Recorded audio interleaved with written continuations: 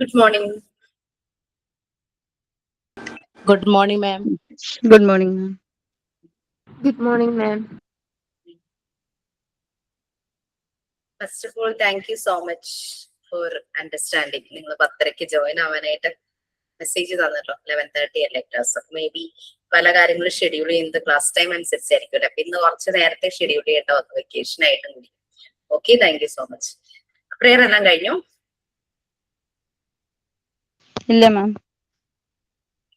12 മണിക്ക് ഒരു ക്ലാസ് എടുക്കേണ്ട വരുന്നുണ്ട്, അതുകൊണ്ടാണ് കേട്ടോ 10:30. ഓക്കെ, നമുക്ക് സ്റ്റാർട്ട് ചെയ്യാം പ്ലീസ്.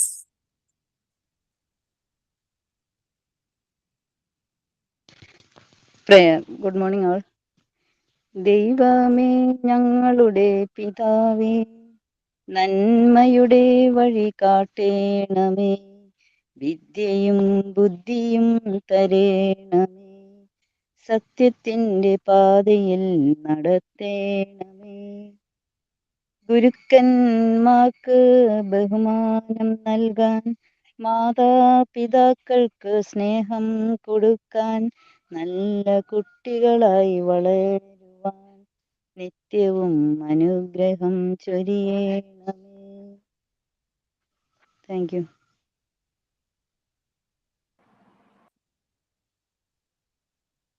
ലിൻഷിയുടെ തന്നെ ക്രിയേഷൻ ആണോ അതോ വചനങ്ങൾ വല്ലതും?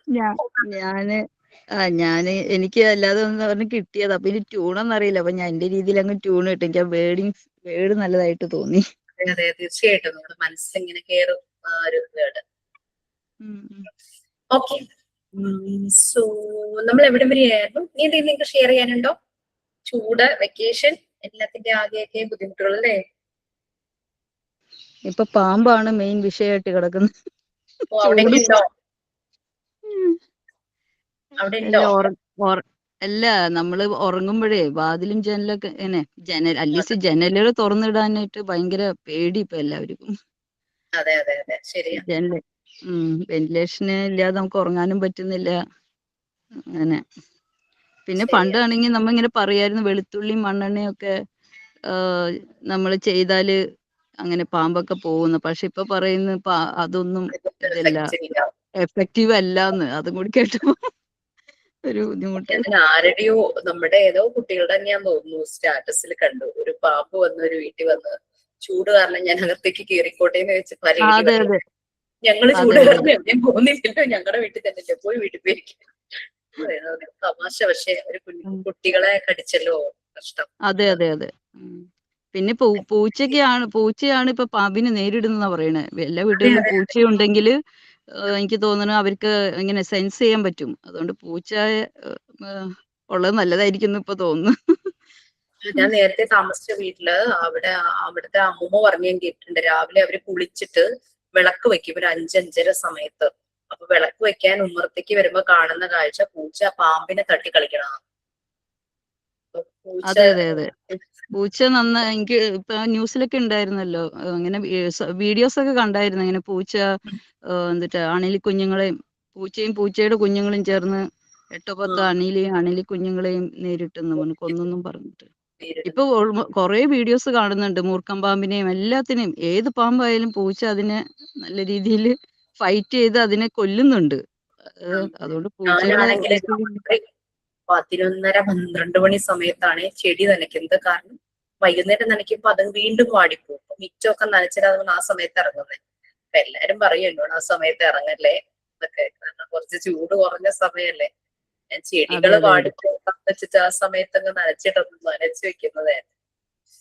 പിന്നെ ഇപ്പൊ ഞാനൊരു വീഡിയോ കണ്ടായിരുന്നു. മീൻസ് ഗവൺമെന്റ് തന്നെ ഒരു സ്റ്റിക്ക് ഇറക്കിയിട്ടുണ്ടെന്നോ. ആ സ്റ്റിക്ക് ഓൺ ചെയ്തിട്ടുണ്ടെങ്കിൽ അത് ഇങ്ങനെ വൈബ്രേഷൻ ഉണ്ട്. അപ്പൊ ഏകദേശം ഇത്ര മീറ്റർ അകലേക്ക് നമുക്ക് ആ വൈബ്രേഷൻ ഉണ്ടെങ്കിൽ പാമ്പുകൾ വരത്തില്ലല്ലോ. അപ്പൊ അങ്ങനെ ഒരു സ്റ്റിക്ക് ഉണ്ടെന്ന് പറയുന്നു. എനിക്ക് അതിനെ കുറിച്ച് അറിയില്ല. അത് ശരിയായിരിക്കും, കണ്ണ് കാണില്ലല്ലോ, പാമ്പിന് കണ്ണ് കാണില്ലല്ലോ. ഈ നമ്മള് നടക്കുമ്പൊക്കെ ആ ഭൂമിയിലുണ്ടാകുന്ന ശബ്ദം കൊണ്ടാണ് ഇവര് തിരിച്ചറിയണത്. അപ്പൊ അതുണ്ടെങ്കിൽ ഒരെണ്ണം വാങ്ങിക്കുന്നത് നല്ലതായിരിക്കും എനിക്ക് തോന്നുന്നു. ഇത് എവിടെ കിട്ടുന്നതെന്ന് അറിയില്ല. ഇങ്ങനെ ഒരു വീഡിയോ കണ്ടായിരുന്നു, ഇങ്ങനെ കിസാൻ സ്റ്റിക്ക് എന്നും പറഞ്ഞ ഗവൺമെന്റിന്റെ ചെയ്തിട്ടുണ്ടെന്ന്. അത് എഫക്റ്റീവ് ആണെന്ന് തോന്നുന്നു. ഉം. എന്തായാലും അങ്ങനെ നമുക്ക് അത് നമ്മുടെ ഉം. മറ്റുള്ളവരെയും കെയർ ചൂടും അതെ അതെ അതെ ഈ ചൂടും പാമ്പും എല്ലാം കൊണ്ട് ഒരു വല്ലാത്ത ക്ലൈമറ്റ് ആണ് ഇപ്പം ശരിയാ. നാട്ടില്. വ്യാഴാഴ്ച എല്ലായിടത്തും മഴ 2-3 ജില്ലയിൽ യെല്ലോ അലേർട്ട് പ്രഖ്യാപിച്ചിട്ടുണ്ട്. പക്ഷെ തൃശ്ശൂർ ജില്ലയിലൊന്നുമില്ല. 2-3 ജില്ല പറഞ്ഞിട്ടുണ്ട്. എനിക്ക് തോന്നുന്നു കണ്ണൂർ, കാസർഗോഡ്, കോഴിക്കോട് അങ്ങനെ അങ്ങോട്ടുള്ള ഏരിയ 2-3 ജില്ലയിൽ മഴയുണ്ടെന്ന് പറഞ്ഞു വ്യാഴാഴ്ച. മഴ പെയ്യുവാണെങ്കിൽ ഒരു 3 ദിവസം 4 ദിവസമൊക്കെ നല്ലപോലെ പെയ്താലാണ് ചൂട് കുറയുന്നത്. അതെ അതെ. Okay, so okay. Back to class. ബാക്കി എല്ലാവരും ക്ഷമയോടെ കേട്ടിരിക്കുകയായിരുന്നു. Okay, thank you so much. അപ്പൊ നമ്മൾ എവിടം വരെയായി?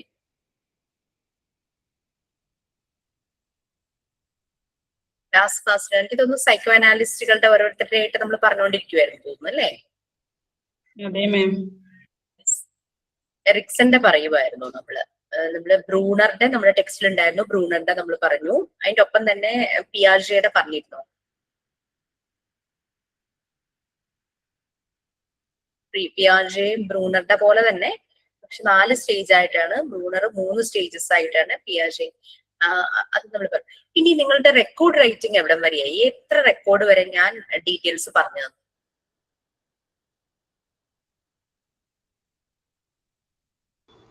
എല്ലാം തന്നെ പറഞ്ഞു മിസ്സേ. എല്ലാം തന്നെ പറഞ്ഞു. പിന്നെ ഞാൻ പറഞ്ഞോട്ടെ, നിങ്ങൾക്ക് നല്ല ഫ്രീഡം ഉണ്ട് റെക്കോർഡ് എഴുതാനായിട്ട്. അതുകൊണ്ട് ഒരു ടെൻഷനും വേണ്ട. നിങ്ങൾക്ക് എന്താണോ ആ ഒരു തീമിനെ പറ്റി തോന്നുന്നത് നിങ്ങൾക്ക് അത് എഴുതാം. അതിനെപ്പറ്റി യാതൊരു കൺഫ്യൂഷൻസ് ഒന്നും വേണ്ട. കാരണം കുറെ പേര് ഈ ബാച്ചിൽ നിന്നല്ല പറയണേ, ഇങ്ങനെ എനിക്ക് എഴുതിയിട്ട് അയച്ചു തരും, ഇത് ശരിയാണ് ഇത് ശരിയാണ്. ഇതിനകത്ത് ശരി തെറ്റ് എന്നുള്ളതില്ല. നമ്മുടെ തോട്ട് പ്രോസസ്, നമ്മുടെ ക്രിയേറ്റിവിറ്റി, അതിനനുസരിച്ച് നമ്മൾ എഴുതുന്നു. കാരണം ഞാൻ കറക്റ്റ് ചെയ്ത് പോവുകയാണെങ്കിൽ നമ്മൾ സാധാരണ ട്രഡീഷണൽ മെത്തേഡും മോണ്ടിസോറി മെത്തേഡും തമ്മിൽ വ്യത്യാസമില്ലല്ലോ. മോണ്ടിസോറി മെത്തേഡിൽ കുട്ടികൾക്ക് നമ്മൾ എല്ലാ ഫ്രീഡവും കൊടുക്കുവാണ് ആക്ടിവിറ്റീസ് ചെയ്യാൻ. നമ്മൾ ഇടപെടുന്നില്ല, നമ്മൾ ഒബ്സർവ് ചെയ്യുന്നു. ഓരോ കുട്ടിയും ചെയ്യുന്നത് ഓരോ രീതിയിലായിരിക്കും. അയ്യോ ഞാൻ ചെയ്തത് തെറ്റിപ്പോയി, മറ്റേയാൾ ചെയ്തത് ശരിയായല്ലോ. അങ്ങനെ അസൈൻമെന്റിനെ കുറിച്ചോ ആക്ടിവിറ്റീസിനെ കുറിച്ചോ റെക്കോർഡിനെ കുറിച്ചോ യാതൊരു ബോധരേഷനും വേണ്ട. നിങ്ങളുടെ ക്രിയേറ്റിവിറ്റി എന്താന്ന് കാണാനാണ് നമ്മൾ ഈ വൈവ വെക്കുന്നതും അത് തന്നെയാണ്. നിങ്ങൾ എങ്ങനെ അത് ക്രിയേറ്റ് ചെയ്തു. പിന്നെ ഒരാൾ ചെയ്തത് കണ്ട് അതുപോലെ ചെയ്താൽ നന്നായിരിക്കും എന്ന് പറഞ്ഞ് ചെയ്യുന്നത് കോപ്പി ചെയ്യുമല്ല കേട്ടോ. അതൊരു മോഡലിംഗ് ആണ്. നമ്മൾ അതൊരു പോസിറ്റീവ് ആയിട്ടുള്ള കാര്യം, അല്ലാണ്ട് അത് കോപ്പി ചെയ്യോ എന്റെ കോപ്പി അടിച്ച് അയാൾ ചെയ്തു അങ്ങനെ ഒരിക്കലും ചിന്തിക്കരുത്.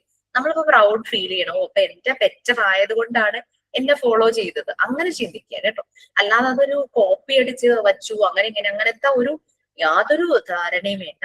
അപ്പൊ എന്താണോ നമ്മൾക്ക് ഒരു ടോപ്പിക്, ഹാൻഡ് വാഷിംഗ് ടെക്നിക്സ് കേൾക്കുമ്പോൾ നമുക്ക് എന്താണോ തോന്നുന്നത്, ഇങ്ങനെ സ്റ്റെപ്സ് ഇങ്ങനെ എഴുതിയാൽ, അല്ലെങ്കിൽ ഇങ്ങനെ വരച്ചാൽ, അല്ലെങ്കിൽ ഇങ്ങനെ പേസ്റ്റ് ചെയ്താൽ, ഇങ്ങനെ ഒരു സ്റ്റിക്കില് ഇങ്ങനെ പിടിച്ചിട്ട് അങ്ങനത്തെ ആക്കിയാൽ നന്നായിരിക്കും, അങ്ങനെ ആ രീതിയിൽ ആക്കിയാൽ നന്നായിരിക്കും, അങ്ങനെ തോന്നി. ഓരോരുത്തരുടെയും ക്രിയേറ്റിവിറ്റി, അതിലാണ് അതിന്റെ ഭംഗി. അപ്പൊ പോയം സ്റ്റോറി ഒക്കെ എഴുതുമ്പോ അതിന്റെ ഗ്രാമർ മീൻസ് അത് നമ്മുടെ രീതിയിൽ എഴുതുമ്പോൾ അതിന്റെ ഗ്രാമറും അതിന്റെ ഫോംസ് ഒക്കെ കറക്റ്റ് ആണെന്ന് എങ്ങനെ അറിയാം? മീൻസ് അതെങ്ങനെ? ഇപ്പൊ നമുക്ക് കുറേ ഓപ്ഷൻസ് ഉണ്ടല്ലേ. നമ്മുടെ ഗ്രാമർ ശരിയാണോ, നമ്മളുടെ യൂസ് ചെയ്തിരിക്കുന്ന വേർഡ്സ് സ്പെല്ലിംഗ് ശരിയാണോ എന്ന് നോക്കാൻ തന്നെ ഇഷ്ടം പോലെ കാര്യങ്ങളുണ്ട്. അതിലേക്കൊക്കെ അപ്ലൈ ചെയ്യാം. നിങ്ങൾ എഴുതിയിട്ട് അതിലേക്ക് കൊടുക്കുക. അപ്പൊ കുറച്ചുകൂടെ ഭംഗിയായിട്ട് തരും. അപ്പൊ ചില വാക്കുകൾ നമുക്ക് എഴുതിയ വേർഡ്സ് ആയിരിക്കും കുറച്ചുകൂടെ നമുക്ക് നന്നായിട്ട് തോന്നും.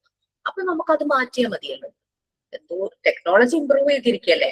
പക്ഷെ അങ്ങനെ നമ്മൾ ഒന്നിലേക്ക് കൊടുക്കുമ്പോൾ ആ ഒരു ടെക്നോളജിയുടെ ഭാഗമായിട്ട് വരാം. നമുക്ക് സ്പെല്ലിംഗ് ചെക്ക് ചെയ്യാൻ കൊടുക്കാം, ഗ്രാമർ ചെക്ക് ചെയ്യാൻ കൊടുക്കാം. അല്ലാതെ തീം കൊടുത്തിട്ട് ഇതിനൊരു പോയം തരും, അതിനേക്കാൾ നല്ലത് അതിപ്പോ ചിന്തിക്കുന്നത് ആ AI ആയിരിക്കും, അല്ലെങ്കിൽ ChatGPT ആയിരിക്കും അല്ലെ. അപ്പൊ അതുകൊണ്ട് നമ്മൾ ആദ്യം എഴുതുക, ഇത് കറക്റ്റ് ചെയ്യാൻ നമ്മൾ അതിലേക്കൊന്ന് അപ്ലൈ ചെയ്ത് കൊടുക്കുക. ഇത്രയോ കാര്യം. ഇനി മലയാളത്തിലേ നിങ്ങൾക്ക് വരുന്നുള്ളൂ, മലയാളത്തിൽ എഴുതുക. നമുക്ക് ട്രാൻസ്ലേറ്റ് ചെയ്യുക. വീട്ടിൽ ആരെങ്കിലും ഉണ്ടെങ്കിൽ അവരുമായിട്ട് ഡിസ്കസ് ചെയ്യാം. അപ്പൊ ചിലപ്പോ ചില വേർഡുകൾക്ക് ചിലതായിരിക്കും ഇഷ്ടം, നല്ലതായിട്ട് തോന്നുക. അപ്പൊ ചിലയിടത്ത് നമ്മൾ ലവ് എന്ന് യൂസ് ചെയ്യുന്നു, അപ്പൊ അവിടെ ചിലപ്പോൾ നൈസ് ആയിരിക്കും കുറച്ചുകൂടെ മാച്ച് ആവുന്നത്, അല്ലെങ്കിൽ നൈസ് എന്ന് ഉപയോഗിച്ചിട്ട് ലവ് ആയിരിക്കും കുറച്ചുകൂടെ നന്നായി തോന്നും. അപ്പൊ അതൊക്കെ നമ്മൾക്ക് വായിച്ചു നോക്കുമ്പോൾ തോന്നുന്ന ചില കാര്യങ്ങളാണ്. പിന്നെ പോയമിലൊക്കെ റൈമിംഗ് വേർഡ്സ് വരുവാണെങ്കിൽ നല്ല ഭംഗിയായിരിക്കും, കേൾക്കാൻ നല്ലതായിരിക്കും. എൻ്റെ ഒന്നും അങ്ങനെ റൈമിംഗ് വേർഡ്സ് ഒന്നും വന്നിട്ടൊന്നുമില്ല. പോയം പണ്ടും അങ്ങനെ മലയാളത്തിലൊക്കെ പ്രാസം ഒപ്പിച്ച് കവിത എഴുതുന്ന കവികളുടെ ആ കവിത പദ്യം നമുക്ക് പഠിക്കാൻ നല്ല എളുപ്പമായിരുന്നു അല്ലെ. ആ ഒരു താളത്തിൽ പാടാനും ഓർത്തിരിക്കാനും ഒക്കെ നല്ല എളുപ്പമായിരുന്നു. അങ്ങനെയൊക്കെ പറ്റുമെങ്കിൽ നന്നായിരിക്കും. അത് നമ്മൾ ഫസ്റ്റ് ടൈം എഴുതുമ്പോൾ തന്നെ എല്ലാവർക്കും കിട്ടണമെന്നില്ല. കുറെ എഴുതി കഴിയുമ്പോൾ നമുക്കത് വരും. അതിനെ കുറിച്ച് ഓർത്ത് ബോധർ ചെയ്യണ്ട. ഞാൻ മോശമായി എഴുതിയെന്നോ അങ്ങനെയൊന്നുമില്ല. ഞാൻ എഴുതി ദാറ്റ് ഈസ് ബെസ്റ്റ്, ആ ഒരു രീതിയിൽ. പിന്നെ കോപ്പി അടിച്ചു, എന്റെ നോക്കി അതുപോലെ ചെയ്തു, അത് ശരിയായില്ലല്ലോ, അങ്ങനെ ആരും വിചാരിക്കരുത്. നമ്മളെ മോഡൽ ചെയ്തു, സോ പ്രൗഡ് ഫീൽ ചെയ്യണം. എന്റെ ബെറ്റർ ആയതുകൊണ്ടാണല്ലോ എന്നെ പോലെ ചെയ്തത്. അങ്ങനെയൊന്നും അതിനെക്കുറിച്ച് ഓർത്തൊന്നും ബോധർ ചെയ്യണ്ട. നിങ്ങൾ ഡിസ്കസും ചെയ്യൂ, ഞാൻ ഇങ്ങനെയൊക്കെയാണ് ചെയ്യാൻ ഉദ്ദേശിക്കുന്നത്. അപ്പൊ ചിലപ്പോൾ നല്ല നല്ല സജഷൻസ് ഗ്രൂപ്പിൽ നിന്ന് വരും. നമുക്ക് ആ ഒരു വണ്ണസ് ഫീൽ ചെയ്യണം ഗ്രൂപ്പിൽ. അല്ലാതെ കുറെ പേര് മാറിയിട്ട് കുറെ പേര് ഇങ്ങനെ. അപ്പൊ റെക്കോർഡ് ക്ലാസ് കാണുന്നവർക്കും അല്ലെങ്കിൽ ക്ലാസ് കാണാൻ പറ്റാത്തവർക്കൊക്കെ ഹെൽപ്ഫുൾ ആയിരിക്കും. ഏത് റെക്കോർഡ് ക്ലാസ് കാണുന്നവരുണ്ടെങ്കിൽ എല്ലാവരും ടൈംലി ചെയ്ത് വെക്കണം. കുറച്ച് ദിവസം ഒരു 20 minutes നിങ്ങളൊന്ന് ഷെഡ്യൂൾ ചെയ്ത് ഒരു ടു ഡു ലിസ്റ്റ് എഴുതിയിട്ടുണ്ടാവും. തലേ ദിവസം കിടക്കുന്നതിന് മുമ്പ് ഒരു ടു ഡു ലിസ്റ്റ് എഴുതുക. നാളെ ഞാൻ എന്തൊക്കെ ചെയ്യും. അപ്പൊ അതിനകത്ത് വീട്ടിലെ ജോലികളും കുട്ടികളുടെ കാര്യങ്ങള്, വീട് ക്ലീനിങ്, അല്ലെങ്കിൽ ഷോപ്പിംഗ്, അല്ലെങ്കിൽ ആരെങ്കിലും മീറ്റ് ചെയ്യാൻ പോണതോ, പാരന്റ്സിനെ കാണാൻ പോണതോ, അല്ലെങ്കിൽ പ്രായമായ ആരെങ്കിലും ഉണ്ടെങ്കിൽ ഫ്രണ്ടിന്റെ വീട്ടിൽ പോകുന്നതോ, അല്ലെങ്കിൽ ഒരു ഫംഗ്ഷൻ, അല്ലെങ്കിൽ ഏതെങ്കിലും ഒരു ഫ്രണ്ടിനെ കോൾ ചെയ്യുന്നതോ, അങ്ങനെ എന്തെങ്കിലുമൊക്കെ നമ്മുടെ ടു ഡു ലിസ്റ്റിൽ ഉണ്ടാവും. അല്ലെങ്കിൽ കുറച്ച് സമയം ബുക്ക് വായിക്കുന്നത്, കുറച്ച് സമയം ചെടി നോക്കുന്നത്, അങ്ങനെ കുറെ കാര്യങ്ങളുണ്ടാവും. എന്തൊക്കെ നിങ്ങൾ കുഞ്ഞു കുഞ്ഞു കാര്യങ്ങളാണെങ്കിലും ടു ഡു ലിസ്റ്റ് എഴുതി വെക്കുക. എപ്പോഴും ഓർക്കുക, നമ്മൾ കിടക്കാൻ പോകുന്നതിന് മുമ്പും രാവിലെ എണീറ്റതിന് ശേഷവും ഒരു 1 hour എന്ന് പറയുന്നത് നിങ്ങളുടെ ഗോൾഡൻ അവർ ആണ്. ആ ഒരു സമയത്ത് നമ്മൾ നല്ല റിഫ്രഷ്ഡ് ആയിരിക്കും. ആ സമയത്ത് ഒരിക്കലും ഈ ടോക്സിസിറ്റി നമ്മുടെ ബ്രെയിനിലേക്കോ മനസ്സിലേക്കോ കയറരുത്. മൊബൈൽ എടുത്ത് നോക്കുക, അങ്ങനത്തെ കാര്യങ്ങൾ അവോയ്ഡ് ചെയ്യുക. ഈവൻ ന്യൂസ് പേപ്പറിൽ തന്നെ ചിലപ്പം പീഡന കഥകളും മരിച്ചു പോയതും ആക്സിഡന്റും അതും ഇതും ഒക്കെ ആയിരിക്കും. അപ്പൊ അങ്ങനെയുള്ള മീഡിയാസിനെയൊക്കെ അങ്ങ് മാറ്റി വെക്കുക. കുറച്ചു നേരം നടക്കുക, മുറ്റം ഉണ്ടെങ്കിൽ മുറ്റത്ത് ചെടികൾ ഉണ്ടെങ്കിൽ അതൊക്കെ നോക്കി ഒന്ന് നടക്കുക. കാരണം കുറെ കൂടെ ഒരു 8 മണിയാകുമ്പോ തുടങ്ങിയ നല്ല വെയിലാണ്. അപ്പൊ പിന്നെ അതിന് മുമ്പേ ഒന്ന് നടക്കുമ്പോഴേക്കും നമ്മളൊന്ന് റീചാർജ് ആകും. അല്ലാതെ ജിമ്മിൽ പോയി രാവിലെ പണിയെടുക്കണം എന്നൊന്നും ഞാൻ ഈ ചൂട് സമയത്ത് പറയാനില്ല. അപ്പൊ വീട്ടിൽ തന്നെ കുറച്ചു നേരം ഒന്ന് നടക്കുക, ചെടികൾ നോക്കുക, പൂക്കൾ നോക്കുക, എന്തെങ്കിലും കേടുണ്ടെങ്കിൽ അതൊക്കെ കളഞ്ഞ് ട്രിം ചെയ്യേണ്ടതൊക്കെ നിങ്ങൾക്ക് എന്താ ഇഷ്ടം ആ സമയത്ത്. പക്ഷെ ഡിജിറ്റൽ മീഡിയനെ അല്ലെങ്കിൽ സോഷ്യൽ മീഡിയ അങ്ങനത്തെ കാര്യങ്ങളൊക്കെ ഒഴിവാക്കുക. രാത്രി കിടക്കാൻ പോണതിന് മുമ്പ് 1 മണിക്കൂർ, രാവിലെ എണീറ്റ് 1 മണിക്കൂർ, 1 മണിക്കൂർ എന്നുള്ളത് കൂട്ടാൻ പറ്റുകയാണെങ്കിൽ അത്രയും നല്ലത് കേട്ടോ. പിന്നെ വെച്ചാൽ നമ്മുടെയൊക്കെ ലൈഫിന്റെ ഭാഗമായി ഈ ഒരു സാധനം, ഇതില്ലാതെ നമുക്ക് പറ്റില്ല. ഈവൻ ക്ലാസ്സിന്റെ മെസ്സേജ് നോക്കണമെങ്കിലും നിങ്ങൾക്ക് അത് തന്നെ വേണം അല്ലെ. അപ്പൊ അതുകൊണ്ട് പക്ഷെ ആ ഒരു ടൈം 1 മണിക്കൂറെങ്കിലും മിനിമം നമ്മൾ ആ ഗോൾഡൻ അവേഴ്സ് ആയിട്ട് തന്നെ വെക്കും. ഗോൾഡൻ എന്ത് വിലയാണ്. അപ്പൊ നമ്മുടെ ഗോൾഡൻ അവേഴ്സ് അത്രയും വാല്യൂ ഉള്ളതാണ്. അപ്പൊ അത് പിന്നെ നിങ്ങൾക്ക് മെഡിറ്റേഷൻ ഇഷ്ടമാണെങ്കിൽ ചെയ്യാം, പ്രെയർ ചെയ്യുകയാണെങ്കിൽ ചെയ്യാം. എന്താണോ ആ സമയത്ത് ഇഷ്ടം അത് നല്ലപോലെ ഇൻവോൾവ് ആക്കുക. നമ്മുടെ ഒരു ദിവസം നന്നായിരിക്കും, നല്ല ഉറപ്പവും കിട്ടും. പല രീതിയിലുള്ള ബ്രീതിങ് ടെക്നിക്സ് ഒക്കെ ഉണ്ട്. അപ്പൊ അതൊക്കെ നിങ്ങൾക്ക് ചെയ്യാം. ഞാൻ പറഞ്ഞു തന്നിരുന്നു കഴിഞ്ഞ ക്ലാസ്സിൽ എന്തെങ്കിലും തെറാപ്പി പോലെ ചെറിയ ചെറിയ മെഡിറ്റേഷൻസ് പറഞ്ഞു തന്നിരുന്നു. ഇല്ല. നമുക്ക് ഏതൊരു സമയത്തും ചെയ്യാൻ പറ്റുന്ന ഒരു ബ്രീത്തിങ് ടെക്നിക്കാണ് റെയിൻബോ ബ്രീത്തിങ് എന്ന് പറയുന്നത്. റെയിൻബോ എന്ന് പറഞ്ഞാൽ നമുക്കറിയാം 7 കളേഴ്സ് ഉണ്ട്. അപ്പോ ശരിക്കും നമ്മൾ ചെയ്യുന്നത് കുറെ നേരം ബ്രീത്ത് ഇൻ ബ്രീത്ത് ഔട്ട് ഒരു 3-4 പ്രാവശ്യം നമ്മൾ ചെയ്ത് നമ്മളൊന്ന് റിലാക്സ്ഡ് ആവും. നമ്മുടെ ബോഡിയൊക്കെ ഒന്ന് റിലാക്സ്ഡ് ആയി കഴിയുമ്പോഴേക്കും നമ്മൾ ബ്രീത്ത് ഇൻ ചെയ്യാൻ തുടങ്ങും. വളരെ സ്ലോലി ബ്രീത്ത് ഇൻ ചെയ്യാൻ തുടങ്ങും. ഈ ബ്രീത്ത് ഇൻ ചെയ്യുമ്പോൾ നമുക്ക് ആ റെയിൻബോയിലെ വിബ്ജിയോർ അല്ലെ, ആ കളറിലെ ഏറ്റവും ഇഷ്ടമുള്ള കളർ, അതിന്റെ ഒരു ലൈറ്റ് ഷെയ്ഡ്, നിങ്ങൾക്ക് ഇനി ഡാർക്ക് ഷെയ്ഡാണ് ഇഷ്ടമുണ്ടെങ്കിൽ ഡാർക്ക് ഷെയ്ഡ് എടുക്കാൻ നോ പ്രോബ്ലം. ആ ഒരു ലൈറ്റ് ഷെയ്ഡ് ഇങ്ങനെ നമ്മുടെ ഉള്ളിലേക്ക് ഫില്ല് ചെയ്യുവാണ്. മീൻസ് നമ്മൾ പോസിറ്റീവ് നിറയ്ക്കുക നമ്മുടെ ഉള്ളില്. നമ്മുടെ ബോഡിയിൽ എല്ലായിടത്തും, കയ്യിലും കാലിലും, തല മുതൽ ടോസ് വരെ, നമ്മുടെ കാലിന്റെ വിരൽത്തുമ്പ് വരെയും നമ്മളിങ്ങനെ ഈ കളർ ഇങ്ങനെ ഫില്ല് ചെയ്യണം. ഫുൾ ബോഡി ഇങ്ങനെ പോസിറ്റീവ് നിറഞ്ഞു. ഇനിയിപ്പോ ചിലര് പറഞ്ഞു ഞങ്ങൾക്ക് ഡാർക്ക് കളറാണ് ഇഷ്ടം. ഈ ഡാർക്ക് കളർ ആണെങ്കിൽ നിങ്ങൾ ആ ഡാർക്ക് കളർ പോസിറ്റിവിറ്റി ബോഡിയിൽ മുഴുവൻ നിറയ്ക്കുക. ഞാൻ സാധാരണ ചെയ്യുന്നത് ലൈറ്റ് ഷെയ്ഡ്സിനോടാണ് കൂടുതൽ താല്പര്യം. അപ്പൊ ലൈറ്റ് ഷെയ്ഡ് ഇങ്ങനെ ഫുൾ ബോഡിയിൽ ഇങ്ങനെ നിറച്ചിട്ട് ഡാർക്ക് കളറിനെ ബ്രീത്ത് ഔട്ട് ചെയ്യണം. നമ്മൾ നെഗറ്റീവിനെ ബ്രീത്ത് ഔട്ട് ചെയ്യും, അതാണ് ഉദ്ദേശം. അപ്പൊ നിങ്ങൾക്ക് ഇഷ്ടമുള്ള കളർ ഫിൽ ചെയ്യുക, ഇഷ്ടമില്ലാത്തൊരു കളറിനെ ബ്രീത്ത് ഔട്ട് ചെയ്യുക. അപ്പൊ അങ്ങനെ നമ്മൾ ചെയ്യാം. എപ്പോഴെങ്കിലും നമുക്കൊന്ന് റിലാക്സ് ചെയ്യണം എന്ന് തോന്നുമ്പോൾ കുറച്ചു നേരം, ഇതൊരു 2-3 മിനിറ്റ്സ് പോലും വേണ്ട, നമുക്ക് ഇരുന്ന് ചെയ്യാൻ പറ്റുന്നതാണ്. ബ്രീത്ത് ഇൻ ബ്രീത്ത് ഔട്ട് ചെയ്യുമ്പോൾ ഇങ്ങനെ ഫീൽ ചെയ്യും. അതൊന്നും ചെയ്യുമ്പോൾ നമുക്കൊരു നല്ലൊരു റിലാക്സേഷൻ കിട്ടും. പിന്നെ പലപ്പോഴും എനിക്കൊക്കെ എന്ന് വെച്ച് കഴിഞ്ഞാല് ഈ ആരെങ്കിലും അപ്രീഷിയേറ്റ് ചെയ്യുമ്പോൾ ഭയങ്കര അസ്വസ്ഥതയായി. ഞാൻ ശ്രദ്ധിക്കില്ല അത്, അങ്ങനെ ആ ഒരു അപ്രീസിയേഷൻ ഭയങ്കര പ്രശ്നമായിരുന്നു. പക്ഷേ നമ്മൾ സെൽഫ് അപ്രീസിയേഷൻ, നമ്മൾ സെൽഫ് കെയർ, സെൽഫ് ലവ് എന്ന് പറയുന്നത് വളരെ ഇമ്പോർട്ടന്റ്. അപ്പൊ എംബ്രൈസ് ചെയ്യണം. എംബ്രൈസ് മീൻസ് നമ്മളെ തന്നെ ഹഗ് ചെയ്യണം. ഒരു ഉമ്മ വെച്ച് കൊടുത്തോ സൈഡിലേക്ക്, നമ്മളെ തന്നെ ഹഗ് ചെയ്യുവോ, അല്ലെങ്കിൽ ഐ ആം ബെസ്റ്റ് എന്ന് പാക്ക് ചെയ്യുവോ, അത് ദിവസത്തിൽ ഒരു പ്രാവശ്യം ചെയ്തു കഴിഞ്ഞാൽ ആ ഒരു സെൽഫ് കെയർ, സെൽഫ് ലവ്, നമ്മുടെ ആരോഗ്യം ശ്രദ്ധിക്കുക, നമ്മുടെ മെന്റൽ ഹെൽത്ത്, നമ്മുടെ പേഴ്സണൽ കെയർ, നമ്മുടെ പഠിക്കുന്നുണ്ടെങ്കിൽ അത് റിലേറ്റഡ്, കരിയർ, എല്ലാം റിലേറ്റഡ് നമ്മൾ ചെയ്യേണ്ട കാര്യങ്ങളുണ്ട്. അപ്പൊ ആ ഒരു എംബ്രേസ് യുവർ സെൽഫ് എന്നുള്ളത്, നമ്മളെ ഇടയ്ക്കൊന്ന് ഹഗ് ചെയ്ത് ഭയങ്കര ഒരു എനർജറ്റിക്, അത് എനിക്ക് പിന്നെയാണ് മനസ്സിലായി. അപ്പൊ self appreciate, I am good, I am the best എന്നുള്ള രീതിയിൽ നമ്മളുടെ ബെസ്റ്റ് വേർഷനെ നമ്മൾ വിഷ്വലൈസ് ചെയ്യുക.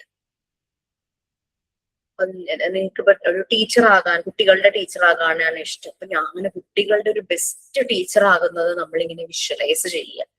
വിഷ്വലൈസ് ചെയ്യുമ്പോൾ നമുക്ക് ഭയങ്കര സന്തോഷമായിരിക്കും. അപ്പൊ അത് നമ്മൾ ഗോളായിട്ട് സെറ്റ് ചെയ്ത് നമ്മൾ അതിലേക്ക് ആ വിഷ്വലൈസേഷൻ നമ്മൾ റിയാലിറ്റി ആക്കുന്നതിലേക്ക് നമ്മൾ പെട്ടെന്ന് എത്തും. അങ്ങനെയുള്ള കാര്യങ്ങളൊക്കെ നിങ്ങൾക്ക് ചെയ്യാം. പിന്നെ ചില സിറ്റുവേഷനിൽ നമ്മുടെ ഹാർട്ട് ബീറ്റ്സ് വല്ലാതെ കൂടും, അല്ലെങ്കിൽ ചിലപ്പോൾ ഭയങ്കരമായിട്ട് ഇമോഷണൽ ആകുമ്പോ, വല്ലാതെ ദേഷ്യം വരുമ്പോ ഒക്കെ നമ്മുടെ ഹാർട്ട് ബീറ്റ്സ് കൂടും. ചിലപ്പോ ഏതെങ്കിലും ഒരു മൂവി കാണുമ്പോൾ തന്നെ നമ്മൾ ഭയങ്കര ടെൻഷൻ, അങ്ങനത്തെ ഒരു സീൻസ് ഒക്കെ ആണെങ്കിൽ നമ്മുടെ ഹാർട്ട് ബീറ്റ്സ് വല്ലാതെ കൂടും അല്ലെ. അപ്പൊ അങ്ങനെ വരുമ്പോ നമുക്ക് ചെയ്യാൻ പറ്റുന്ന ഒന്നാണ് ഐ കംഫർട്ട്. ഇതെന്ന് പറഞ്ഞു കഴിഞ്ഞാൽ അത് ശരിയാകാൻ കുറച്ച് ടൈം എടുക്കും, പക്ഷെ വൺസ് അത് കിട്ടിക്കഴിഞ്ഞു കഴിഞ്ഞാൽ നല്ലൊരു എളുപ്പം. ഞാനത് ട്രൈ ചെയ്ത് നോക്കിയിട്ടുണ്ട്. നമ്മൾ ചെയ്യേണ്ടതെന്ന് വെച്ചാൽ നമ്മൾ കണ്ണടയ്ക്കണം. വളരെ ഈ കണ്ണടയ്ക്കുന്നത് ഒറ്റയടിക്ക് കണ്ണടയ്ക്കരുത്. ഇങ്ങനെ പതുക്കെ പതുക്കെ പതുക്കെ ഇങ്ങനെ പതുക്കെ കൊണ്ടുവന്ന് ചിമ്മി ചിമ്മി ചിമ്മി പതുക്കെ നമ്മൾ അടയ്ക്കണം. കണ്ണടച്ചിട്ട് നമ്മുടെ കണ്ണിന് ചുറ്റും മസിൽസ് ഉണ്ട്, അത് റിലാക്സ് ആകുന്നതായിട്ട് നമ്മൾ ഇങ്ങനെ ഫീൽ ചെയ്യുക. നമ്മുടെ കണ്ണിന് ചുറ്റുമുള്ള മസിൽസ് ഇങ്ങനെ റിലാക്സ് ചെയ്യുക. അത് റിലാക്സ് ചെയ്ത് നമുക്ക് കണ്ണ് തുറക്കാൻ പറ്റാത്ത ഒരു അവസ്ഥ വരും. എത്ര ശ്രമിച്ചാലും കണ്ണങ്ങോട്ട് തുറക്കാനൊരു വിഷമം. എനിക്കിപ്പോ കണ്ണ് തുറക്കാൻ പറ്റുന്നില്ല. ഞാനിത് പലതവണ പ്രാക്ടീസ് ചെയ്തതുകൊണ്ട് എനിക്ക് പെട്ടെന്ന് തന്നെ അതിലേക്ക് ഞാൻ വന്നു. അപ്പൊ അങ്ങനെ ഐ കംഫർട്ട് എന്നാണ് അതിന്റെ പേര്. അങ്ങനെ കണ്ണിന് ചുറ്റുമുള്ള മസിൽസിനെ അങ്ങ് റിലാക്സ് ചെയ്യിക്കുക. അങ്ങനെ റിലാക്സ് ചെയ്യുമ്പോൾ നിങ്ങൾക്ക് ഭയങ്കര ഇവിടെ ഒരു എന്താ പറയുക, ഒരു കൂൾ ഫീല് തോന്നും. ഒരു ഐസ് വെച്ച പോലെയോ എന്തോ ഒരു ഫീല്. നമ്മുടെ ഹാർട്ട് ബീറ്റ്സ് ഇങ്ങനെ നല്ല നോർമൽ ആയിട്ട് വരും. വല്ലാണ്ട് ടെൻഷനൊക്കെ ആകുമ്പോൾ നമുക്ക് ഈ ഐ കംഫർട്ട് ഒന്ന് ട്രൈ ചെയ്ത് നോക്കാം. കണ്ണ് തുറക്കണമെങ്കിൽ നമ്മൾ പതുക്കെ നമ്മുടെ 2 കൈയും, അല്ലാതെ നമ്മൾ കണ്ണ് തുറക്കാൻ നോക്കിയാൽ പറ്റില്ല, കാരണം കണ്ണിന്റെ മസിൽസ് അത്രയും റിലാക്സ്ഡ് ആയി.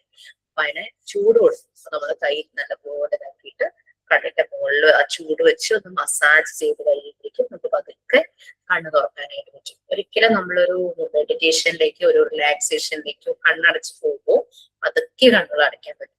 അതുപോലെ തന്നെ പതുക്കെ കണ്ണ് തുറക്കണം. ഇതൊക്കെ നിങ്ങൾക്ക് ഏതൊരു ക്രൗഡിൽ ഇരുന്നും ചെയ്യാൻ പറ്റുന്നതാണ്. യാത്ര ചെയ്യുമ്പോഴോ ക്രൗഡിൽ ഇരുന്നോ ഒക്കെ ചെയ്യാൻ പറ്റുന്നത്. അപ്പൊ അങ്ങനെ കുറച്ച് കാര്യങ്ങൾ അത് ചെയ്യാം. പിന്നെ നമ്മളെപ്പോഴെങ്കിലും വല്ലാതെ വിഷമിക്കുമ്പോൾ, നമുക്ക് ലൈഫിൽ അപ്പ് ആൻഡ് ഡൗൺസ് ഉണ്ടാവും അല്ലെ, ഉയർച്ച താഴ്ചകൾ ഉണ്ടാവും. എപ്പോഴും ഹാപ്പിനെസ് ഒന്നും അല്ല.